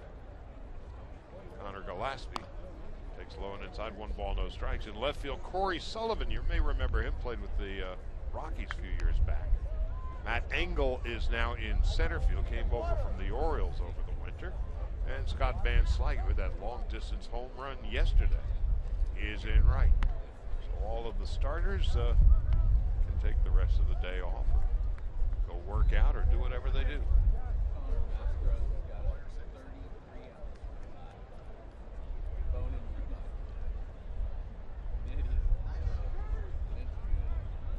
ball, no strikes. Lindblom delivers. Nicely played by Sellers, who is able to make the play after bobbling it momentarily. A force out at second. Sellers normally a terrific defender. Well, that ball ate him up. It was something to get to the ball to begin with.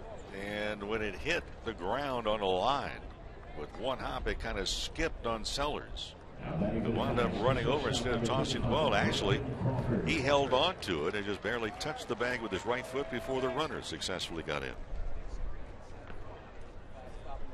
Brandon Crawford is now the hit. Giant shortstop swings and misses, and it's 0-1.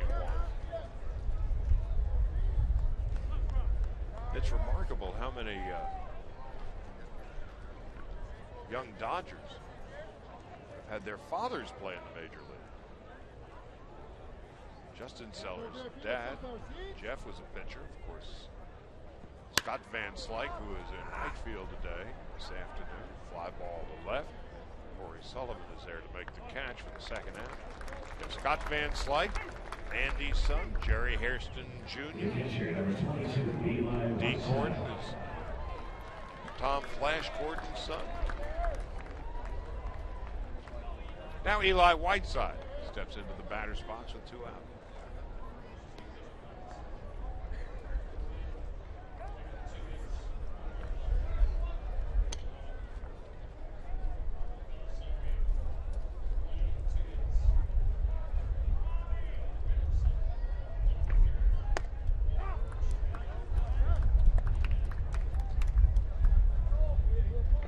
Eli Whiteside, no balls and a strike. Whiteside, the base hit into center field, and he flied to left.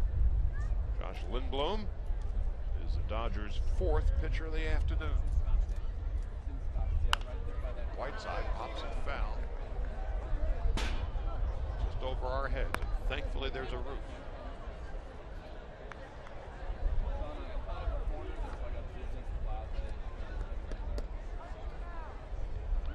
Wind is really beginning to blow now from right field toward left, and they've got high wind warnings around these parts tonight and tomorrow.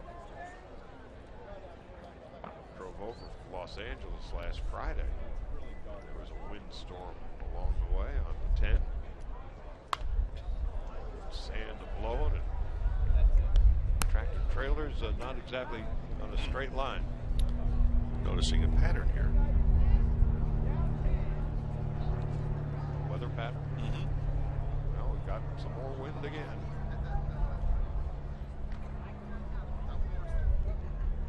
Game time temperature of 77, so very comfortable. Unless you like sand. Call strike 3. That ends the inning. Nicely done by Josh Lindblom. No runs, no hits, an error, and a man left after 4.5 innings of play. 6-2 San Francisco.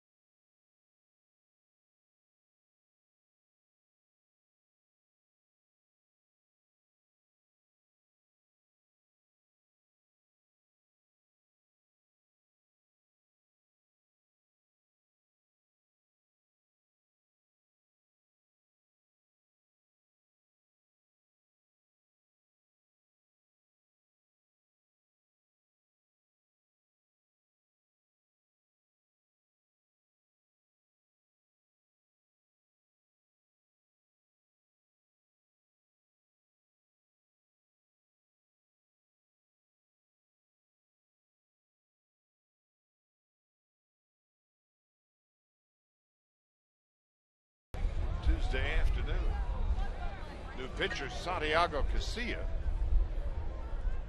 And the Giants, source of their strength is not only their rotation. Jerry Hairston Jr. on his way out. Autographs for the fans.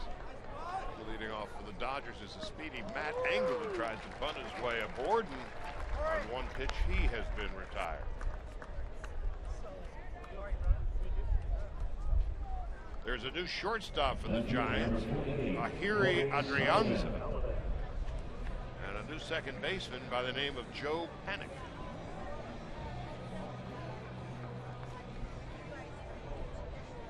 And now stepping into the batter's box is Corey Sullivan, the one-time Colorado Rocky. This is his first appearance with the Dodgers. Left-handed hitter, takes a strike on the outside corner, 0-1.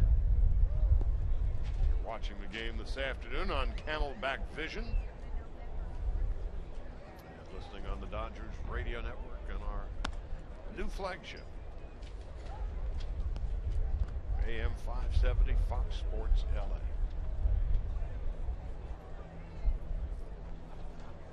We'll next be on the air on Camelback Vision Thursday, when the Dodgers and the Athletics will have at it. Chris Capuano will make his first appearance for the Dodgers as Sullivan lines into the glove of the shortstop Adrianza, and there's 2 out. Second base umpire Ron Culpa said Adrianza bobbled the ball momentarily. He had caught it on sufficient time. You ever get that ringing in your head? You can't figure out Casilla. And I was trying to figure out. Finally dawned on me. Casilla was not always Casilla. Oh, is he another player to be named later? Jairo Garcia. That's close. Was the name that he used to be known as. AKA. So he came clean with his name, and that was Fausto Carmona. Yeah. So Casilla also not only gained a new name, a new identification. He gained 2 years and 10 months. He aged, did he? Mm-hmm. Well, like a fine wine. But they told him at the time, look, you're throwing between 96 and 99. We don't care what your name is. We'll call your number. Scott Van Slyke with that big long-distance home run over the left field bullpen yesterday for the Dodgers. He had 2 at-bats. Had a great year at Double-A. Big question about Van Slyke, and he's a big fella, about 6'5", 240. Is he a late bloomer, or is it just one of those years? He's 25, so he's not exactly a spring chicken, but he comes from good stuff. And at first blush, you would say to yourself, a big guy, powerful guy, is hit well at every level. Now as he progresses, how is he going to handle the breaking ball? Because that is the big difference. That and consistency with pitching alongside it. The 3-2. Checked his swing. Slow roller to third. Gillespie will throw out Van Slyke, and that will end the inning. Good inning for Santiago Casilla. We'll go to the 6th with the Giants leading the Dodgers 6-2.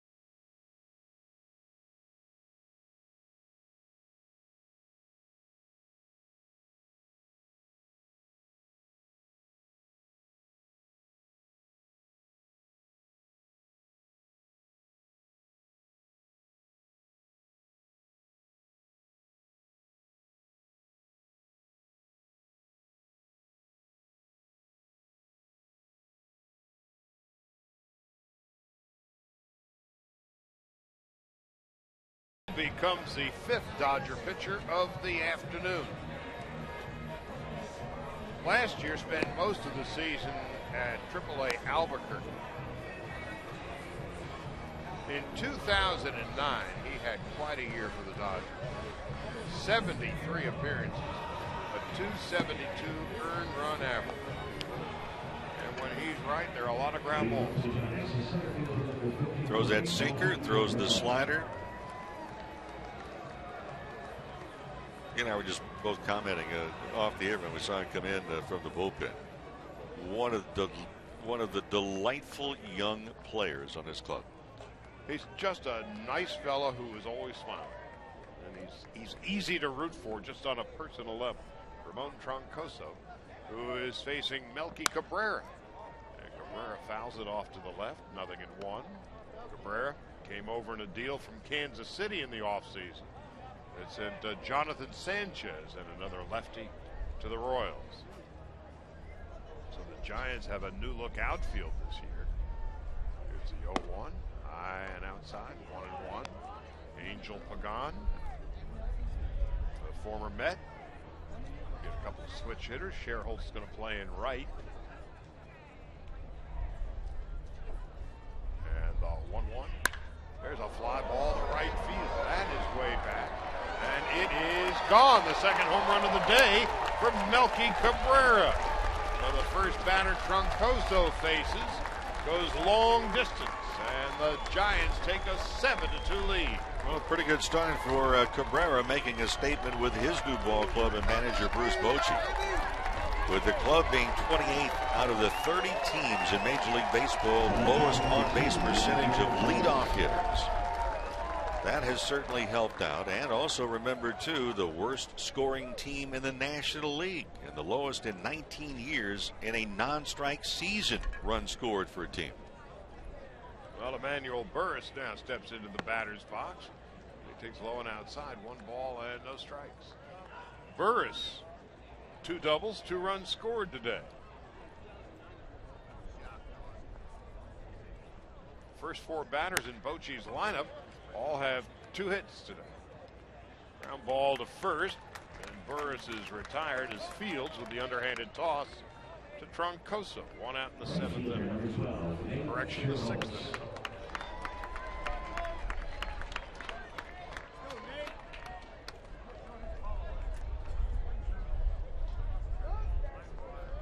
The other thing about the Giants, Charlie, too, is, they have a couple of guys who are not here. Pagan's not here today. Sandoval's not here. They may have their top 3 hitters in the lineup switch hitters. Mm-hmm. So if they can get the switch hitters, I mean, how do you match up with the ball club? Is there a better side to have, pitchers left, the port siders or right-handed pitchers? SCHIERHOLTZ grounds one to the right side, and there's Justin Sellers from the outfield grass sprinting to his left, throwing out Burris for the first out of the 7th. Because I remember the Dodgers, you go back years and years ago when they had that all switch hitting infield. It was difficult for opposing clubs to match up exactly how they were going to pitch to them. Is there an advantage? Is there a strong side for the hitter? Is there a weak side for the hitter? How are you going to use the bullpen against them? And the Giants may negate some of the decisions by the opposing club if they indeed have the 3 switch hitters. Now the hitter is Brett Pill. And he swings and misses, and it's 0-1.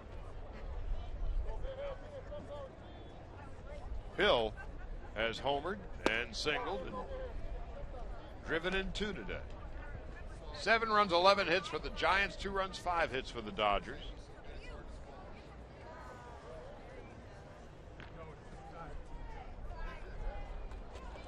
We were talking a little bit yesterday about the Milwaukee Brewers, a breaking ball high and outside. 1 ball, 2 strikes. With the departure of Prince Fielder, who's going to protect Ryan Braun. Of course, Fielder, a left-handed hitter, Braun righty. Ain't going to miss, and Troncoso strikes out Pill to end the inning. So after serving up the home run, Troncoso retires the side in order, strikes out the final batter he faces. The bottom half of the 6th, Giants lead it 7-2.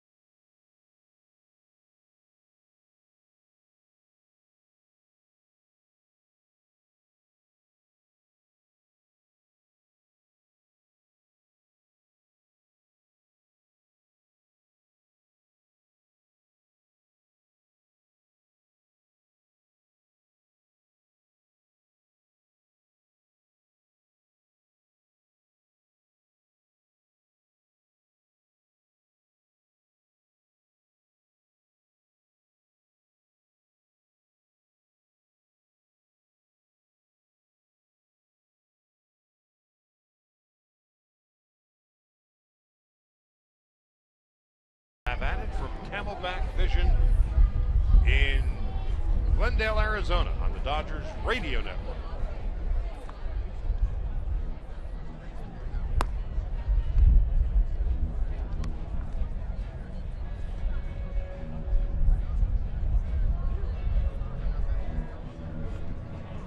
Charlie Steiner, Rick Monday on a windswept Tuesday afternoon in the Valley of the Sun. New pitcher for the Giants is Jake Dunning, and the new catcher is Jackson Williams. So the not ready for primetime players have taken over the field here. All the starters have departed. As you see the wind really whipping from right field toward left. Giants scored 3 in the first. Couple of home runs served up by Ted Lilly. 5 runs and 6 hits for Ted in his 2 innings. Jamie Wright won an inning, a run and 2 hits. Belisario an inning, no runs, 2 hits. Josh Lindblom an inning, nothing across with a strikeout. And Ramon Troncoso pitched the 6th inning and gave up a home run. Melky Cabrera's hit 2 for the Giants, who have never trailed in this game. They scored 3 in the first, 2 in the second, 1 in the third, 1 more in the 6th. The Giants have out hit the Dodgers 11-5, and the Dodgers scored their 2 runs in the bottom half of the 2nd inning. A solo home run for Andre Ethier. This is Josh Fields, the former White Sox player. Lines one fair to the right field line, kicking off the sidewall, and a fan leans over, falls over, and Fields gets himself a grounds rule double. And the fan will get a cleaning bill.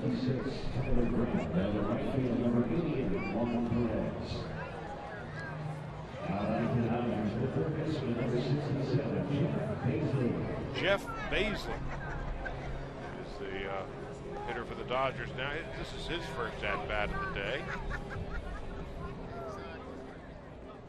Well, this is where we were talking earlier, Mo, about the young guys who try to impress and open some eyes of managers and coaches. Baisley is one of them. Check swing, fouled off to the right, 0-1. By the way, just so you can fill out your dance card and have them all in there, Gary Brown is now in center field for the Giants. Is that the Gary Brown? Mm-hmm. Okay. Shouldn't panic because Joe Panic is at second base. And a call strike, 0-2.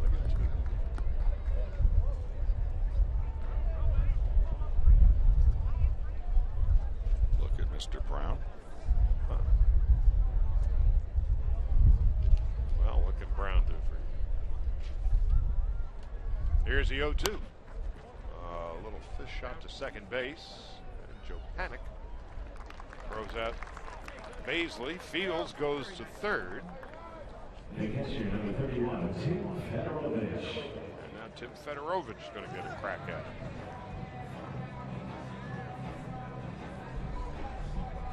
Fedorovich, a Tar Heel, came over from the Red Sox in that 4-way trade last year that sent Trayvon Robinson up to Seattle.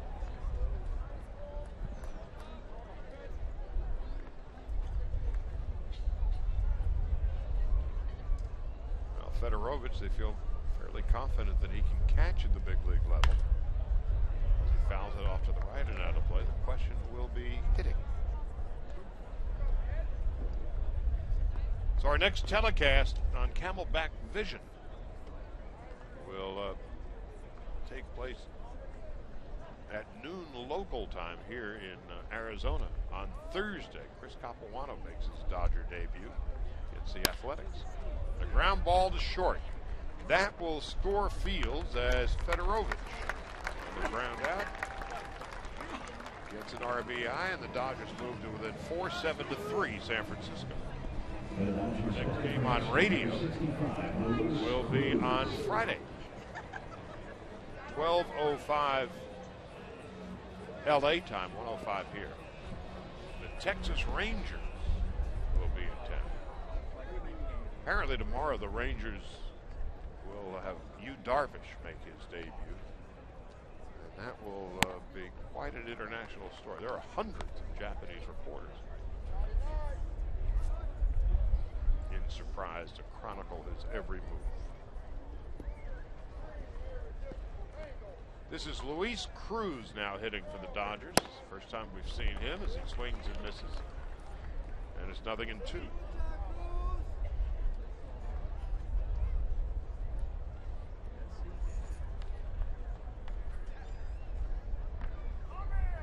The Texas Rangers have, the past couple of years, have become really one of the elite teams in the game.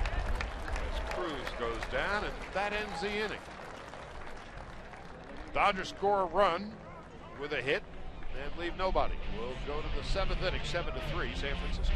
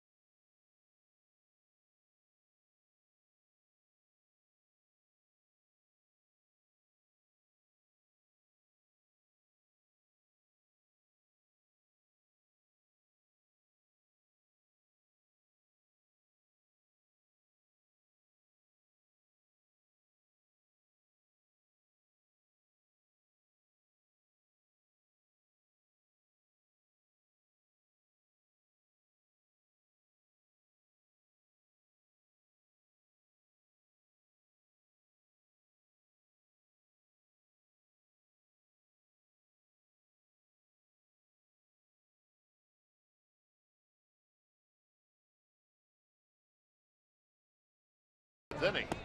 Left-hander Michael Antonini. Antonini came over from the Mets in that deal that sent Chin Lung Hu to New York. And the Dodgers think they may have stumbled onto something here. He's out of Pennsylvania. 6'2", 200 pounds. At AA Chattanooga last year, 10-9 in 27 starts. Struck out 131 in 148 innings. First time we've had a chance to lay our eyes on him. Hector Sanchez leads off for the Giants. Antonini's first pitch is outside.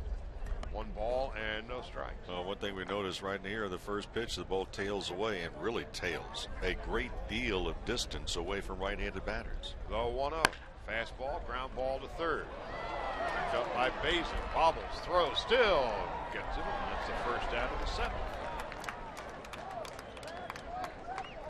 So Mr. Basin stays with it.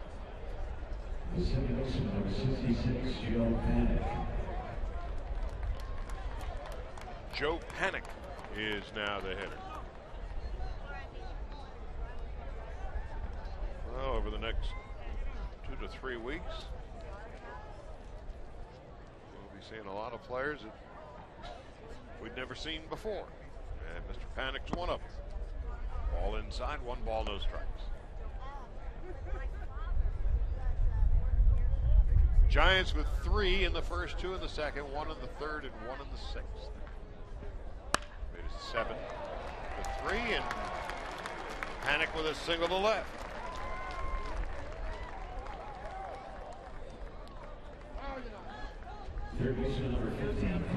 Well, of course, Clayton Kershaw, the 2011 Cy Young Award winner, will be presented the trophy before the game on April 11th, Game 2 at Dodger Stadium. Dodgers Dodgers open on Tuesday, the 10th of April. But on the 11th, the Dodgers take on the Pirates at 7:10. You can be there to share in the ceremony and receive your very own Clayton Kershaw Cy Young replica presented by StubHub. For tickets, visit Dodgers.com/promotions.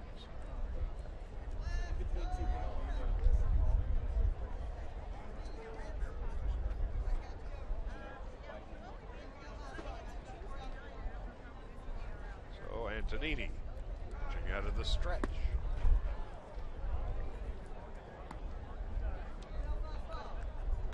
Connor Gillespie,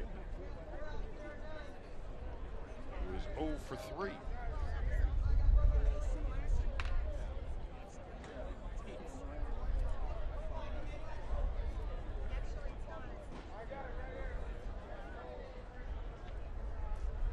Ehire Adrianza is on deck.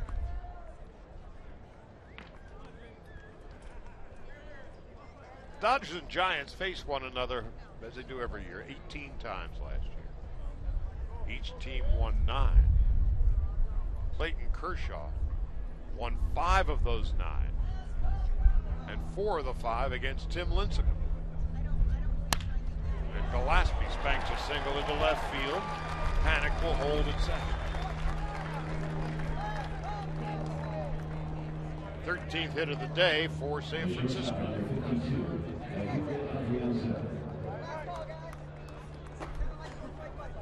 Kershaw, of course, will open on opening day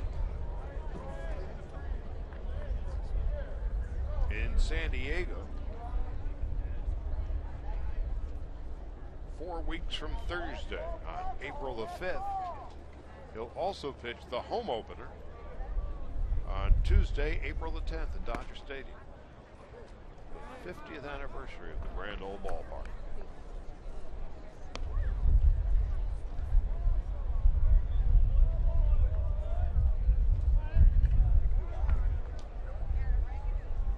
Adrianza's first at-bat of the day.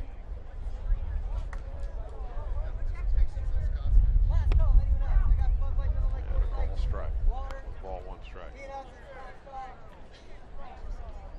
Were there times in your career in spring training when somebody would kind of show up on the field next to you and you had no idea who it was? Yeah, if there was a young guy who was called up from the minor league section. And suddenly they're given a jersey and go out and play. Yeah, one of those fill-in players. Yeah. Oh, by the way, you grab a uniform and they're normally, without the name on them, and they have maybe just arrived as, the minor leaguers will be coming into camp here soon, and we're going to see an influx of those guys that will make a trip, and you turn around and go, is he on the right bus? Who is that guy? Much less is he on the right field, but yeah.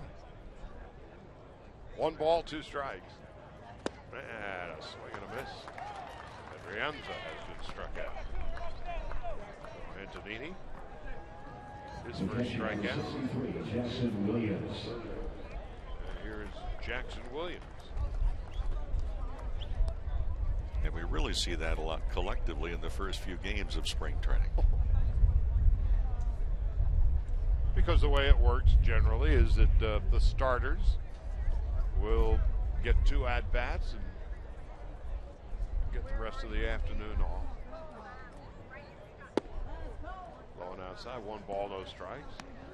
The starting pitcher in his first outing or 2 will go 2 innings, maybe 3. And then 1 pitcher at a time the rest of the way. Everybody trying to peddle their wares and hope that they can open some eyes and make an impact. Like Michael Antonini. Delivers foul ball off to the right, and it's going to be caught by Josh Fields near the first base dugout, and that will end the inning. So Antonini gave up a couple of hits but got out of the jam. No runs, 2 hits, 2 men left. 7th inning stretch, 7-3, San Francisco.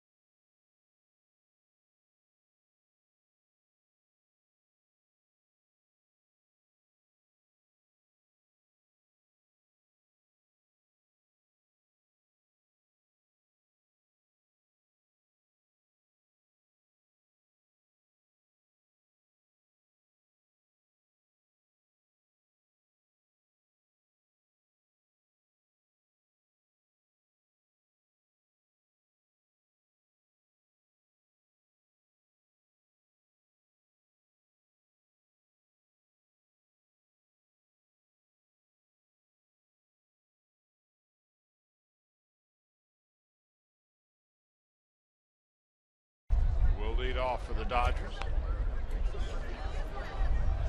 As we go to the bottom of the 7th, facing a new pitcher. A rotund fellow by the name of Gene Machi. A-C-H. He is built like a fireplace. Well, the only I could find on him,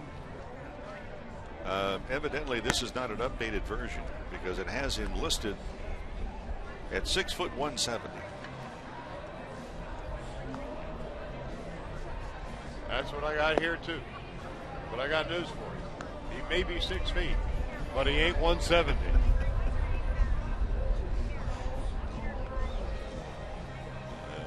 Maybe your lying eyes are deceiving. Who are you going to believe, me or the facts?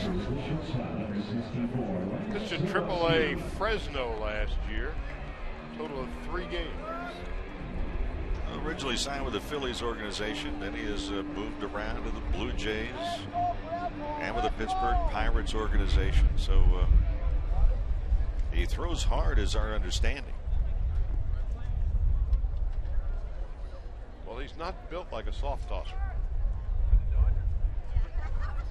And he does.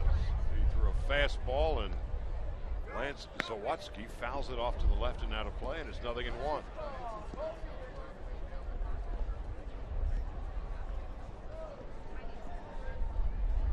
Zawatsky lives in San Antonio now, grew up in Massachusetts. Left-handed hitter, 5'11", 194, and he swings and grounds one into right field for a base hit. Brent Hill, the first baseman, Joe Panik, the second baseman, found the seam and kicked off the glove of Panik, the second baseman, on a high hop. So aboard with a hit is Lance Zawatsky. The second baseman, number 12, Justin Sellers. It's a 7-3 Giant lead. They took a 3-0 lead in the first, and the Dodgers have been in the rearview mirror ever since.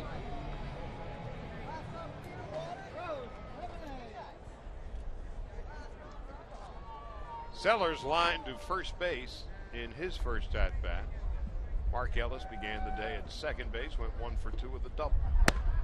Sellers takes a strike, 0-1. And for those who are just joining us, we talked about Justin Sellers yesterday's ball game. The fact that when he gets behind in the count, Tim Wallach's going through signs down at third base in the coaching box. Had not really made too many adjustments, and his size is a little deceiving. He keeps trying to hit the home run ball, but the at bat that he had today choked up.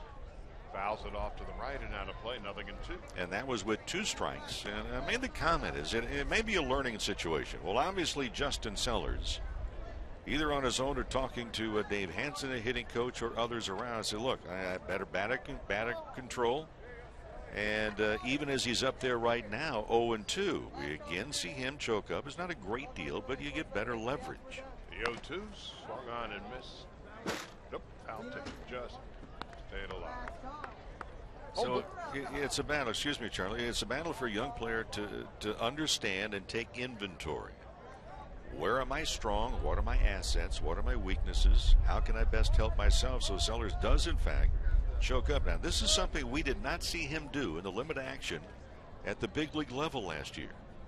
No balls and 2 strikes, and Sellers with a ground ball up the middle into center field for a base hit. So the Dodgers have first and second with nobody out in the 7th. And Matt Engel coming up. So what has Sellers learned today? Well, he has learned that on a 1-2 pitch, his initial at bat, he hit a rocket, a line drive to first base. Okay, it was an out, but he learned something. It was a good at bat. It was a solidly hit ball. And in this situation, he got 0-2. What did he do? He choked up. How did it turn out? A base hit up the middle. So he has the ability to make contact. He needs to use it to his advantage. He's done it today. About 10 days ago, the Dodgers picked up the next hitter, Matt Engel, off waivers from the Baltimore Orioles. 5'10", 175. Very fast man. Left-handed hitter. And he takes a strike on the outside corner, and it's 0-1. Engel has stolen as many as 42 bases in a single season. He combined for 38 last year. He between AAA Norfolk and the Orioles at the Major League level. And caught only 4 times. Ball inside and low, and it's 1 ball, 1 strike.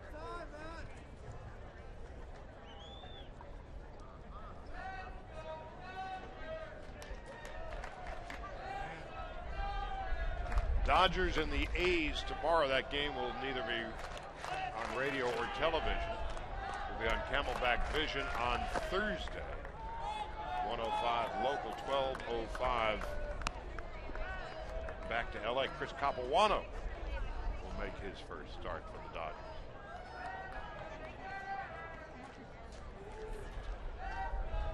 The Dodgers like their rotation 1 through 5. Of course, the incomparable Clayton Kershaw.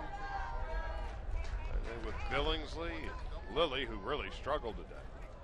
And veterans Aaron Harang and Chris Capuano.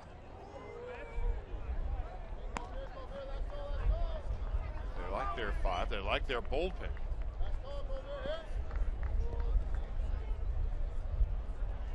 we were talking about earlier, Javi Guerra and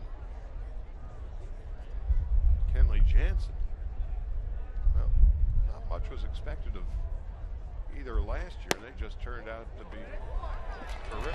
Engel ends up walking now, and the bases are loaded with nobody out here in the bottom of the 7th. Yeah, good at bat for Engel. A young man out of Ohio, went to Ohio State. It was no trouble getting in. First of all, he had a scholarship in spite of the fact he missed his senior year in high school with a broken wrist, but he's a member of the National Honor Society. Very good at bat to load the bases. And now Corey Sullivan with the bases loaded and nobody out in the bottom of the 7th.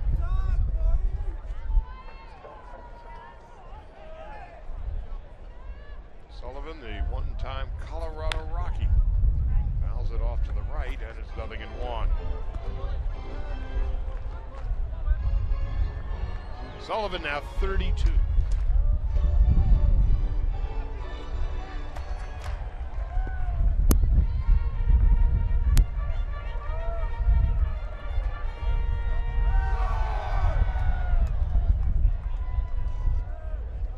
Sullivan has played in parts of 5 big league seasons. 271 career average. Tried to hold his swing on a pitch in the dirt, went around, and it's 0-2. Home plate umpire today is Jim Wolf. Jim, the older brother of one-time Dodger, now Milwaukee Brewer Randy Wolf. In case you're wondering, Jim Wolf can never call a game with Randy pitching it. So if he's scheduled to be the home plate umpire, he would work somewhere else on the night Randy would pitch. Sullivan tries to check his swing and did, according to third base umpire Jordan Baker. So the count is 1-2. One thing about Jim Wolf, when there's a foul ball off, he's more than happy to take the ball out of the ball bag and fire it back to the pitcher.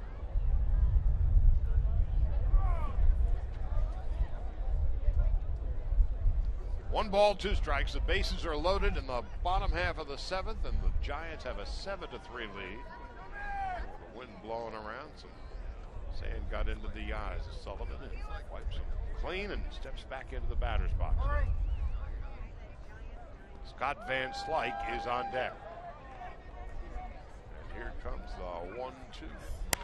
Fly ball to center field. The wind playing tricks on Gary Brown, who will make the catch.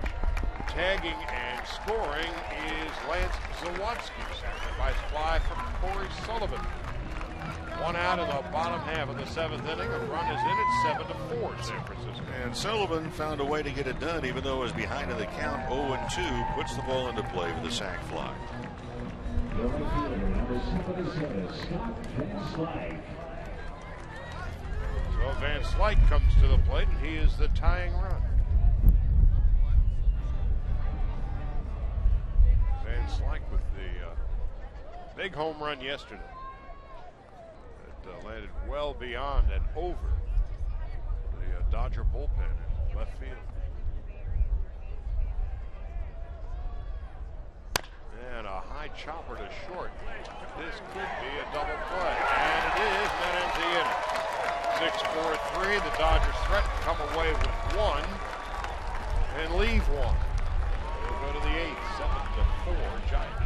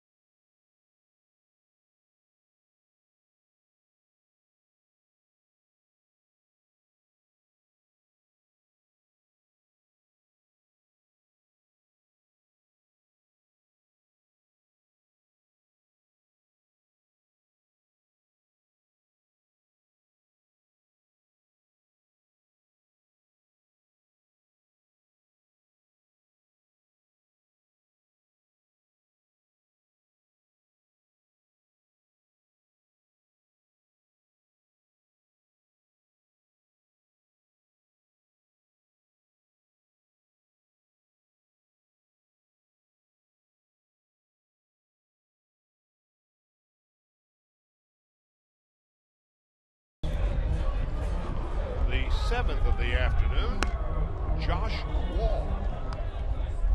It's the first time we've had a chance to see him. Wall, 6'6", 220. Baton Rouge, Louisiana. Second round pick in 2005. 25 years of age. Last year in Chattanooga, 51 relief appearances, a record of 4-5, and a 3.93 ERA. In 68 2/3 innings, struck out 57 and walked 27. A steady wind is blowing from right field toward left, and it's supposed to get windier as the day turns tonight. Tomorrow's supposed to be a windy day in the desert. For Wall, he was the Dodgers' second-round pick in 2005. That was out of high school, and he was a starting pitcher. And it was last year that they finally resurrected really his young career and moved him to the bullpen, and he caught on with it. Delivers a fastball high, 1 ball, no strikes. Those of you listening on the radio, just imagine the wind blowing the flags straight across from right to left. The uniforms are all being beaten about by the wind as well. You know who's going to really enjoy the wind and the sand? Car washes.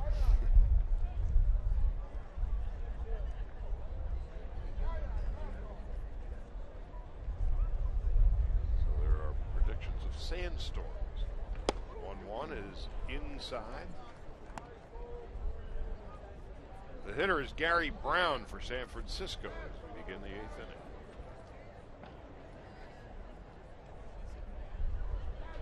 Brown out of Walnut. He was the Giants' #1 pick out of Cal State Fullerton. He's a man with a great deal of ability. Line drive base hit into left center field. Brown takes a big turn and hold at first base. It is just remarkable, the number of players. The dirtbag from Cal State Fullerton. Well, Brown, we touched upon it again with a player earlier in this ball game about the fact that he had a decision to make out of high school because the A's had drafted him. out of Diamond Bar High in Walnut, but he decided to go to Cal State Fullerton. It turned out very well. Instead of a 12th round selection, he was a first-round pick. Now the hitter for the Giants making his first plate appearances is Tyler Graham.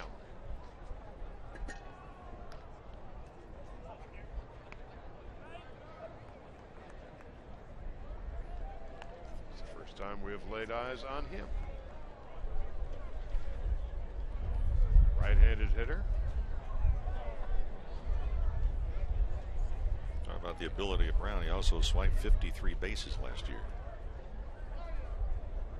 Good size lead at first. Graham swings and misses, and it's 1 ball, 1 strike.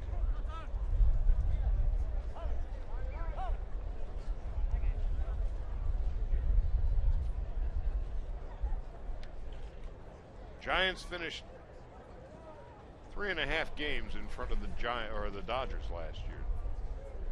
Dodgers had 1 game rained out. That's the half-game difference. Ball bobbled at the plate, quickly picked up by Fedorovich. Brown trying to steal second, is thrown out by Fedorovich on a terrific throw. Well, FedEx, as they referred to him, had that ball get away from him at home plate. Brown thought he could make it easily. Fedorovich picked it up and threw it in one motion. And FedEx absolutely, positively threw him out with a terrific throw.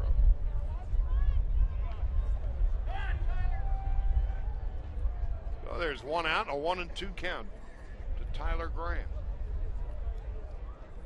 out of Great Falls, Montana. He fouls it back to the screen. Hit 273 at AAA Fresno last year.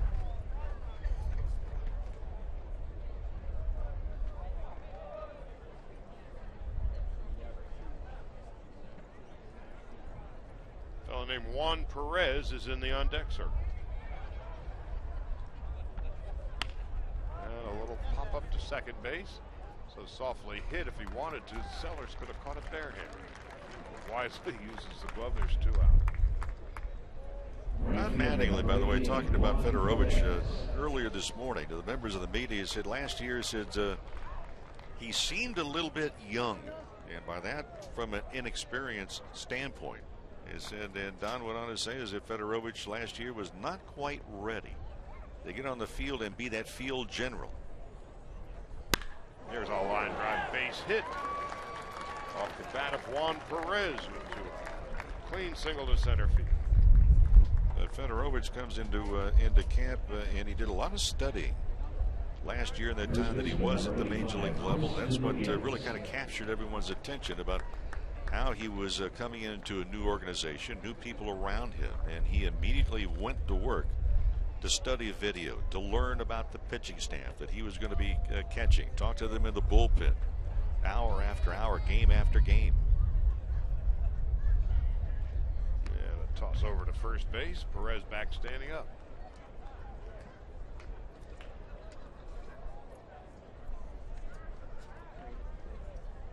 Chris Dominguez is the batter. It's the first time we have seen him. Big right-handed hitter. Takes a breaking ball for a strike. 0-1. Well, you talk to the Dodgers, and they're very impressed with the 3 catchers they have: A.J. Ellis, Matt Trainer, and Tim Fedorovich. Oh, they may not be Johnny Bench, but all 3 are very bright, good catch and throw catchers. All 3 can call a game. Fedorovich may not be the ready for primetime player quite yet, but catching being primarily a defensive position, whatever you can get offensively is all the better. From that point of view, the Dodgers are very pleased. Here's the 0-2. Runner goes. Ball strike 3. Throw into center field. That didn't matter because that was the 3rd strike to end the inning. No runs and 2 hits and 1 man left. That will end the top half of the 7.5, 7-4, San Francisco.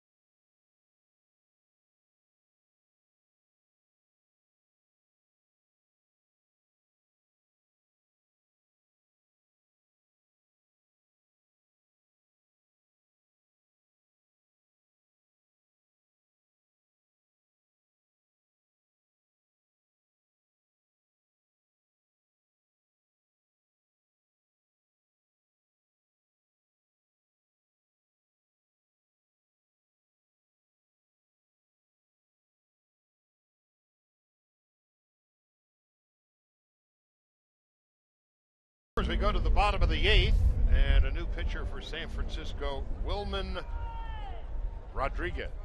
And we'll be facing Josh Fields. Giants 7 runs, 15 hits. The Dodgers 4 runs and 8 bases. And to be charitable, a slow-moving ball game. First pitch of the 8th inning, and Fields lines one softly to second base. 1 out, nobody. The third baseman, number 67, Jeff Paisley. Now Jeff Paisley steps in for the Dodgers. This is the oldies radio portion of the ball game. Players with jerseys from the 60s, 70s, 80s, and 90s on their backs. Unfortunately, not all hits all the time. Paisley takes outside and low, 1 ball, no strikes.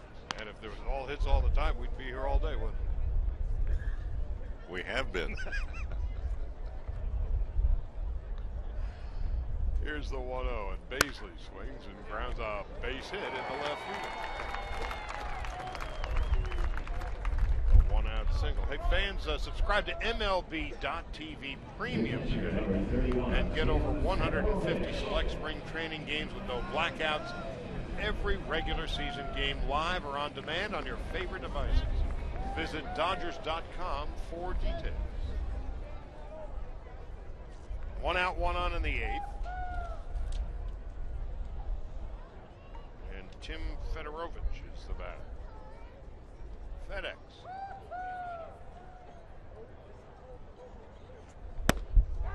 Wherever he has been, when he's been the new kid in town or the new Dodger as he was last year, first question always ask him, hey, how do you pronounce your name?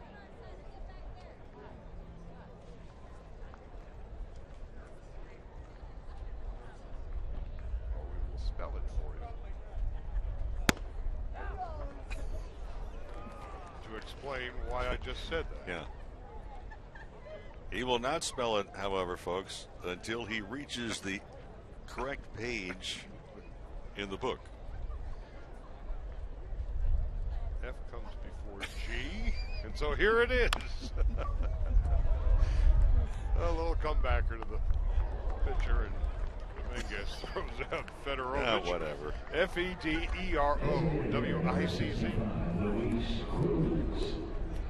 Well, did you not ask him that last year? Absolutely. In fact, I believe we were standing together when we went up to him in the locker room when he just joined the ball club. And he knows the question is coming. And he was excited when he got the news because he realized that there's a tremendous opportunity here for him. Came of that four-way deal that sent Trayvon Robinson up to Seattle. Pitch in the dirt, and is 1 ball and no strikes to Luis Cruz.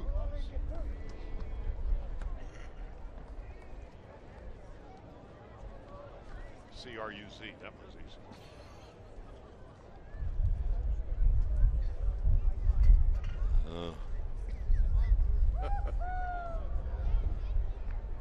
Here comes the 1-0.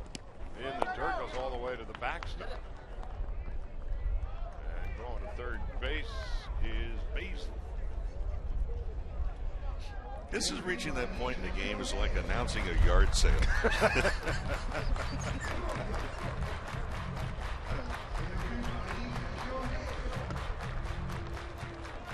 When the jersey numbers are much north of 50, it's going to be a long rest of the day. There's a lot of jerseys are being worn down there, have a tag on them. Please return to. Here's a 2-1. And a ground ball to second base. And Cruz will be retired as Joe Panic goes over to first base, and that ends the inning. No runs in 1 hit. We'll go to the 9th. 7-4 Giants.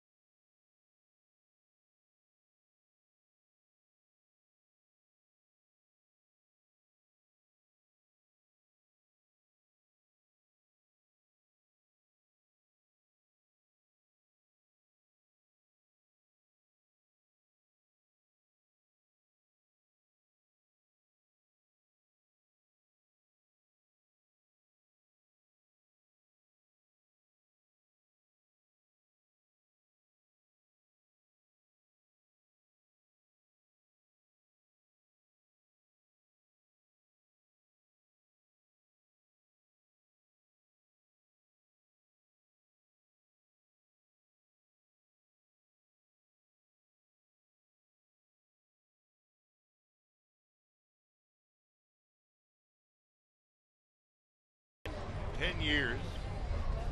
Hung-Chi Kuo, who's gone on to Seattle. Left-hander, wore number 56. And so to see a left-hander out there now warming up for the Dodgers here in the top half of the 9th wearing 56. For a moment, it was somewhat jarring. Matt Chico is the new pitcher for the Dodgers as we head to the 9th. The Giants lead it 7-4. Chico, out of Fullerton was where he was born. Then went to Fallbrook High School. That's where he was before he went to Palomar Junior College. And we understand he is a terrific artist. Well, let's see if he can paint the corners. Oh, it is getting late, isn't it? Chico's first pitch, a fastball, is a ground ball to third. Backing up is Beasley, and he'll throw across the diamond. 1 pitch and 1 out. Chico was a 3rd-round pick by the Diamondbacks in 2003, but he has made a lot of stops. Yakima, South Bend, El Paso, Tennessee, Lancaster, Harrisburg. You work for Greyhound? Columbus, Hagerstown, Harrisburg again, Syracuse, back to Harrisburg, Gulf Coast, Syracuse last year. Wow. But you know, that's one of the... We know all about baseball's biggest stars. It's the guys who are just scraping and clawing their way to just get the opportunity to pitch at the major league level or play at the major league levels. You can't help but root for these fellas. Chico delivers a strike. It's 0-1.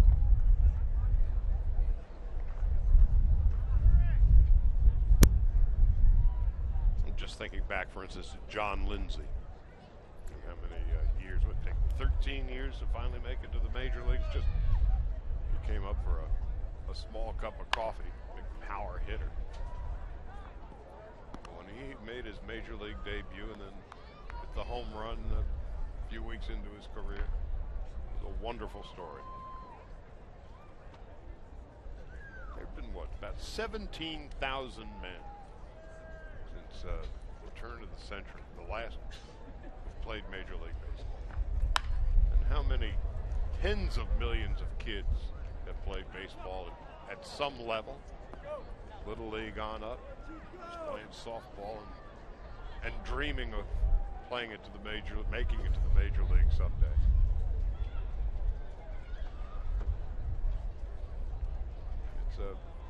It's an extraordinary gift to have major league talent. Swinging a grounder off to the left and out of play, and it's 0-2. No, Chico, that we mentioned before was a rather high draft pick by the Diamondbacks, that being the 3rd round. But you know, he had a career that he said could have been taken away from him because he had his left elbow, totally reconstructed with surgery in 2008. Now the 0-2. Swinging a pop foul off to the left and out of play.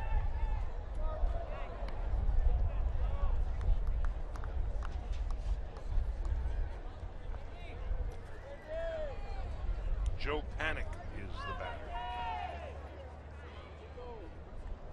Tommy Lasorda in uniform in the Dodger dugout, watching today, as he does practically every day in spring training, in uniform in the dugout. Saw Tommy yesterday in the locker room. He was in uniform, and a delightful chat with him. Certainly did. Made spring training official.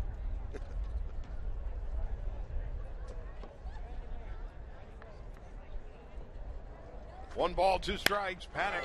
The line drive base hit. That's going to go all the way to the right field corner. And it looks like Panic is going to get himself a triple out of the deal, and he will without a throw.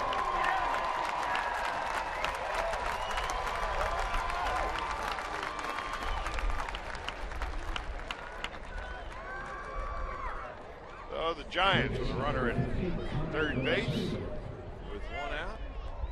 Our old friend Tim Flannery, 3rd base coach for the Giants. Roberto Kelly, their 1st base coach. And the Flan man over 3rd, his idea of a perfect day when he was a player, it's altered a little bit at now the coaching level, but as a player with San Diego Padres, was to surf in the morning, go home, take a nap, wake up, have a burrito, and go to the ballpark.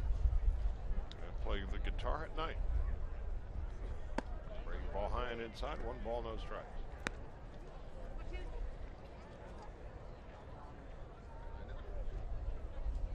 He has been side by side with Bruce Bochy forever. In San Diego and now San Francisco, the Dodgers have the infield in. And Connor Gillespie, one of the few players on either side, has played the entire game. He's at the plate. 1 ball, 1 strike.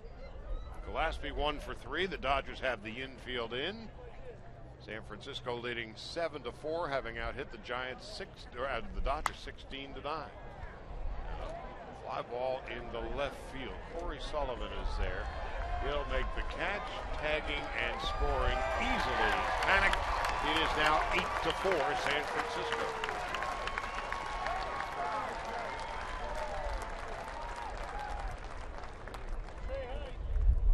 Giants with 3 in the first, 2 in the second, 1 in the third have led throughout. It's 8-4 now. Ehire Adrianza is the batter. His 2nd at bat.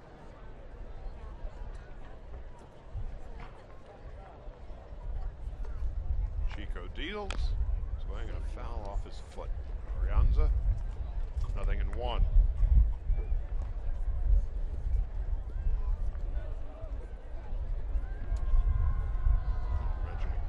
Bochy a minute ago. He is third among active managers in victories. Jim Leyland, Dusty Baker, and Bruce Bochy in that order. Bochy has about 300 more wins than Mike Scioscia.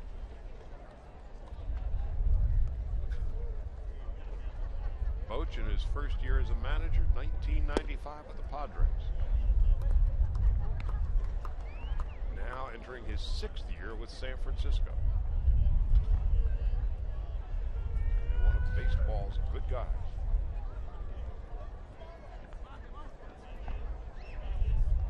Manager of the year twice. Bringing the ground ball foul up the third base line. One of the first things that Larry Baer took over, a longtime executive, and he took over really the helm of the organization. The first things that he did was to make sure that his guys on the field and then off the field were taken care of. Extended contracts to Bruce Bochy and to the general manager Brian Sabian for 2 more years. You and I were talking with Brian before the start of this ball game. And it's a nervous time for general managers. You and I chatted with Ned Colletti this morning. And Chico has just hit Adrianza in the leg. And Dick Tidrow is alongside Brian Sabian, Tony Siegel, our old friend. Catcher number 63, Jackson Williams. So there's 2 out, run in, 9th inning, 8-4 San Francisco, runner at first base. And Jackson Williams, his first at bat, a right-handed hitter, takes high and inside. 1 ball, no strikes.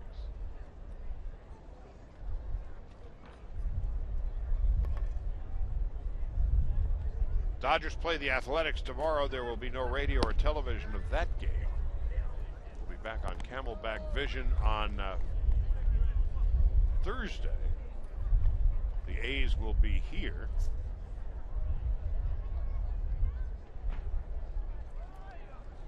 And we'll be on the air at 1:05 local time, 12:05 LA time. Chris Capuano will make his Dodger debut.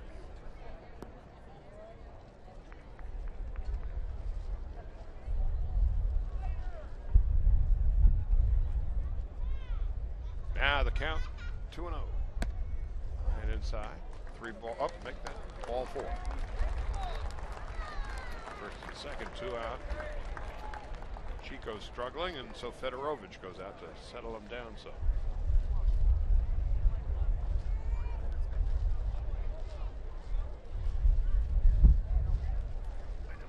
And Gary Brown gives us second at bat of the day. Fedorovich went to the mound to buy a little extra time, just looking at the Dodgers' third base dugout. Rick Honeycutt, their pitching coach, gets up off the bench, and he'll grab the phone and call the bullpen. There's action down there already. Brown takes a strike. 0-1.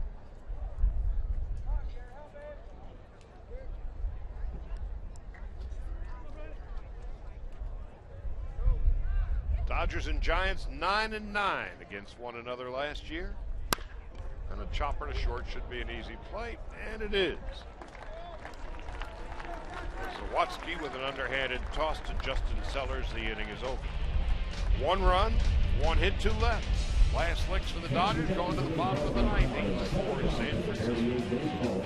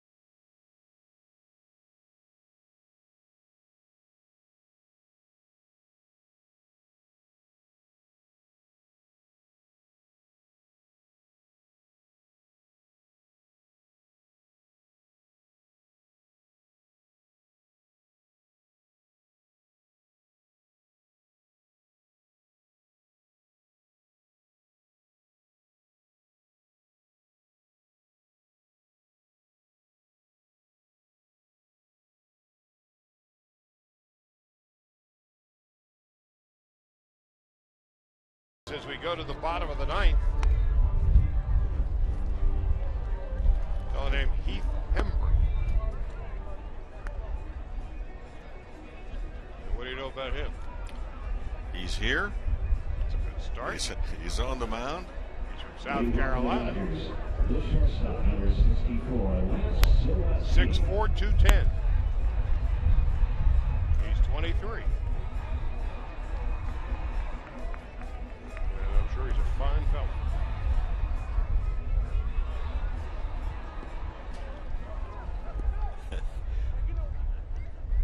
What else does that publication say? I haven't gotten to the H's yet. Well, here he is. Here's a guy, quite frankly. Yes? Because I brought another publication. He has clocked at 100 miles an hour with his fastball. Well, Lance Zawatsky just felt the heat, and he fouls it off to the left. 1 ball, 1 strike, nobody.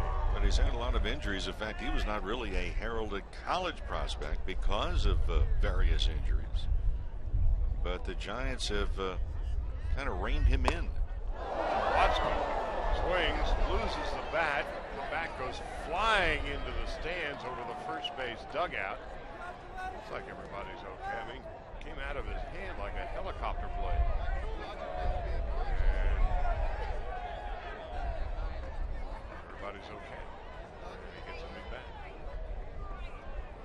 And while he does, we'll pause 10 seconds for station identification on the Dodgers Radio Network.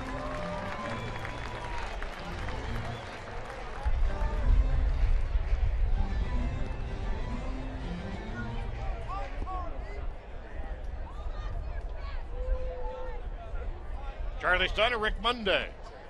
From Camelback Ranch, Glendale, Arizona. We're in the bottom half of the ninth. The Giants, who have led from the first inning throughout, it's 8-4.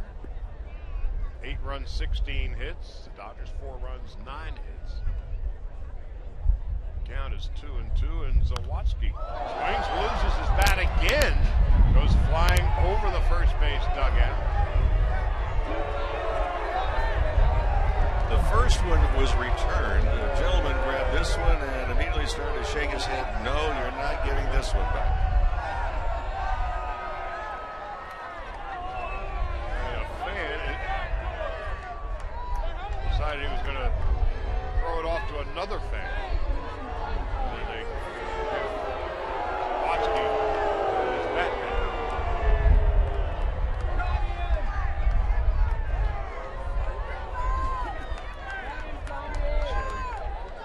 back. Toward the third base dugout to get some rosin from teammate Justin Sellers.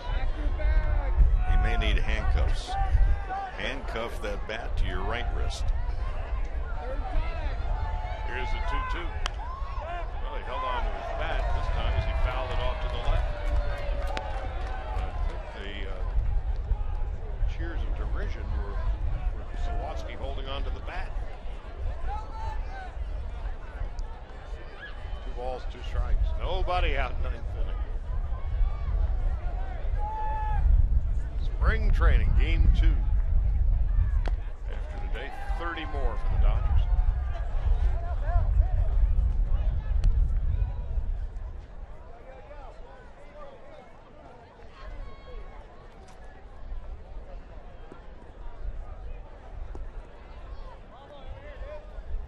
Well, we're at it for about 3 hours now.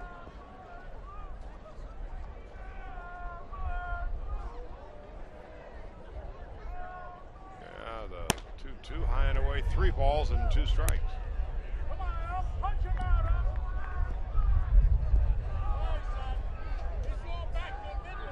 Heath Hembry is 6'4" and 210.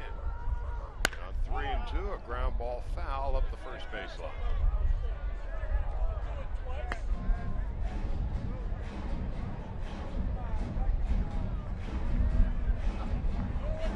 Don't forget, opening day, Dodger Stadium, Tuesday, April the 10th, the 50th anniversary of the Grand Ole Ballpark. Now the 3rd oldest park in the game. And Zawatsky pops it foul. third base side near the dugout, and it's out of play. Third baseman Connor Gillespie draped over the rail for a moment. You've got Fenway Park, Wrigley Field, and Dodger Stadium. Dodger Stadium has the largest capacity of any ballpark. He's celebrating his 50th anniversary on opening day.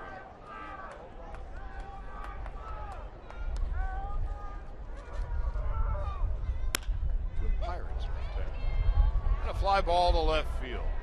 And the at-bat that seemingly would never end finally does. 1 out in the ninth. Lance Zawatsky flies to left. That bat was thoroughly abused. Thrown into the stands twice. 4 foul balls. And then the fly ball to left field. Zawatsky got his money worth on that piece of lumber.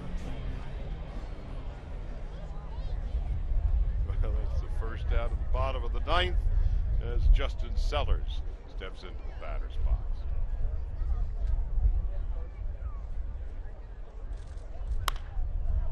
Sellers fouls off to the right, 0-1. Sellers lined to first and single to center today. Mark Ellis began the day at second base and went 1 for 2 with a double. You're just joining us. Andre Ethier hit a home run back in the second inning. Ethier with a double and a run scored yesterday. Andre's had a good beginning to spring. Juan Uribe made his first start, singled and walked. And Sellers with a fly ball to right field, drifting on back. Making a catch. There's 2 out. Juan Perez there to make it. And now Matt Engel steps into the box.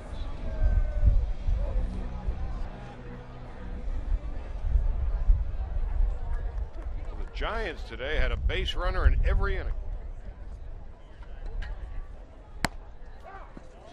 And scored 3 in the first, 2 in the second, 1 in the third, 1 in the sixth, and 1 more in the ninth. Ted Lilly, tough start today.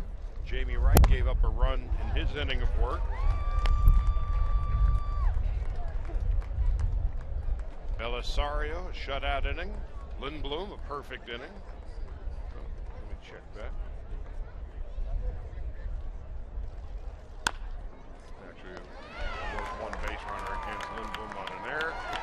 Engel grounds back to the box, and that will end the ball game. The Giants beat the Dodgers 8-4. San Francisco 8 runs, 16 hits, no errors. Dodgers 4 runs, 9 hits, and 1 error. And that'll do it for us here on Camelback Vision. Be sure to join us again on Thursday.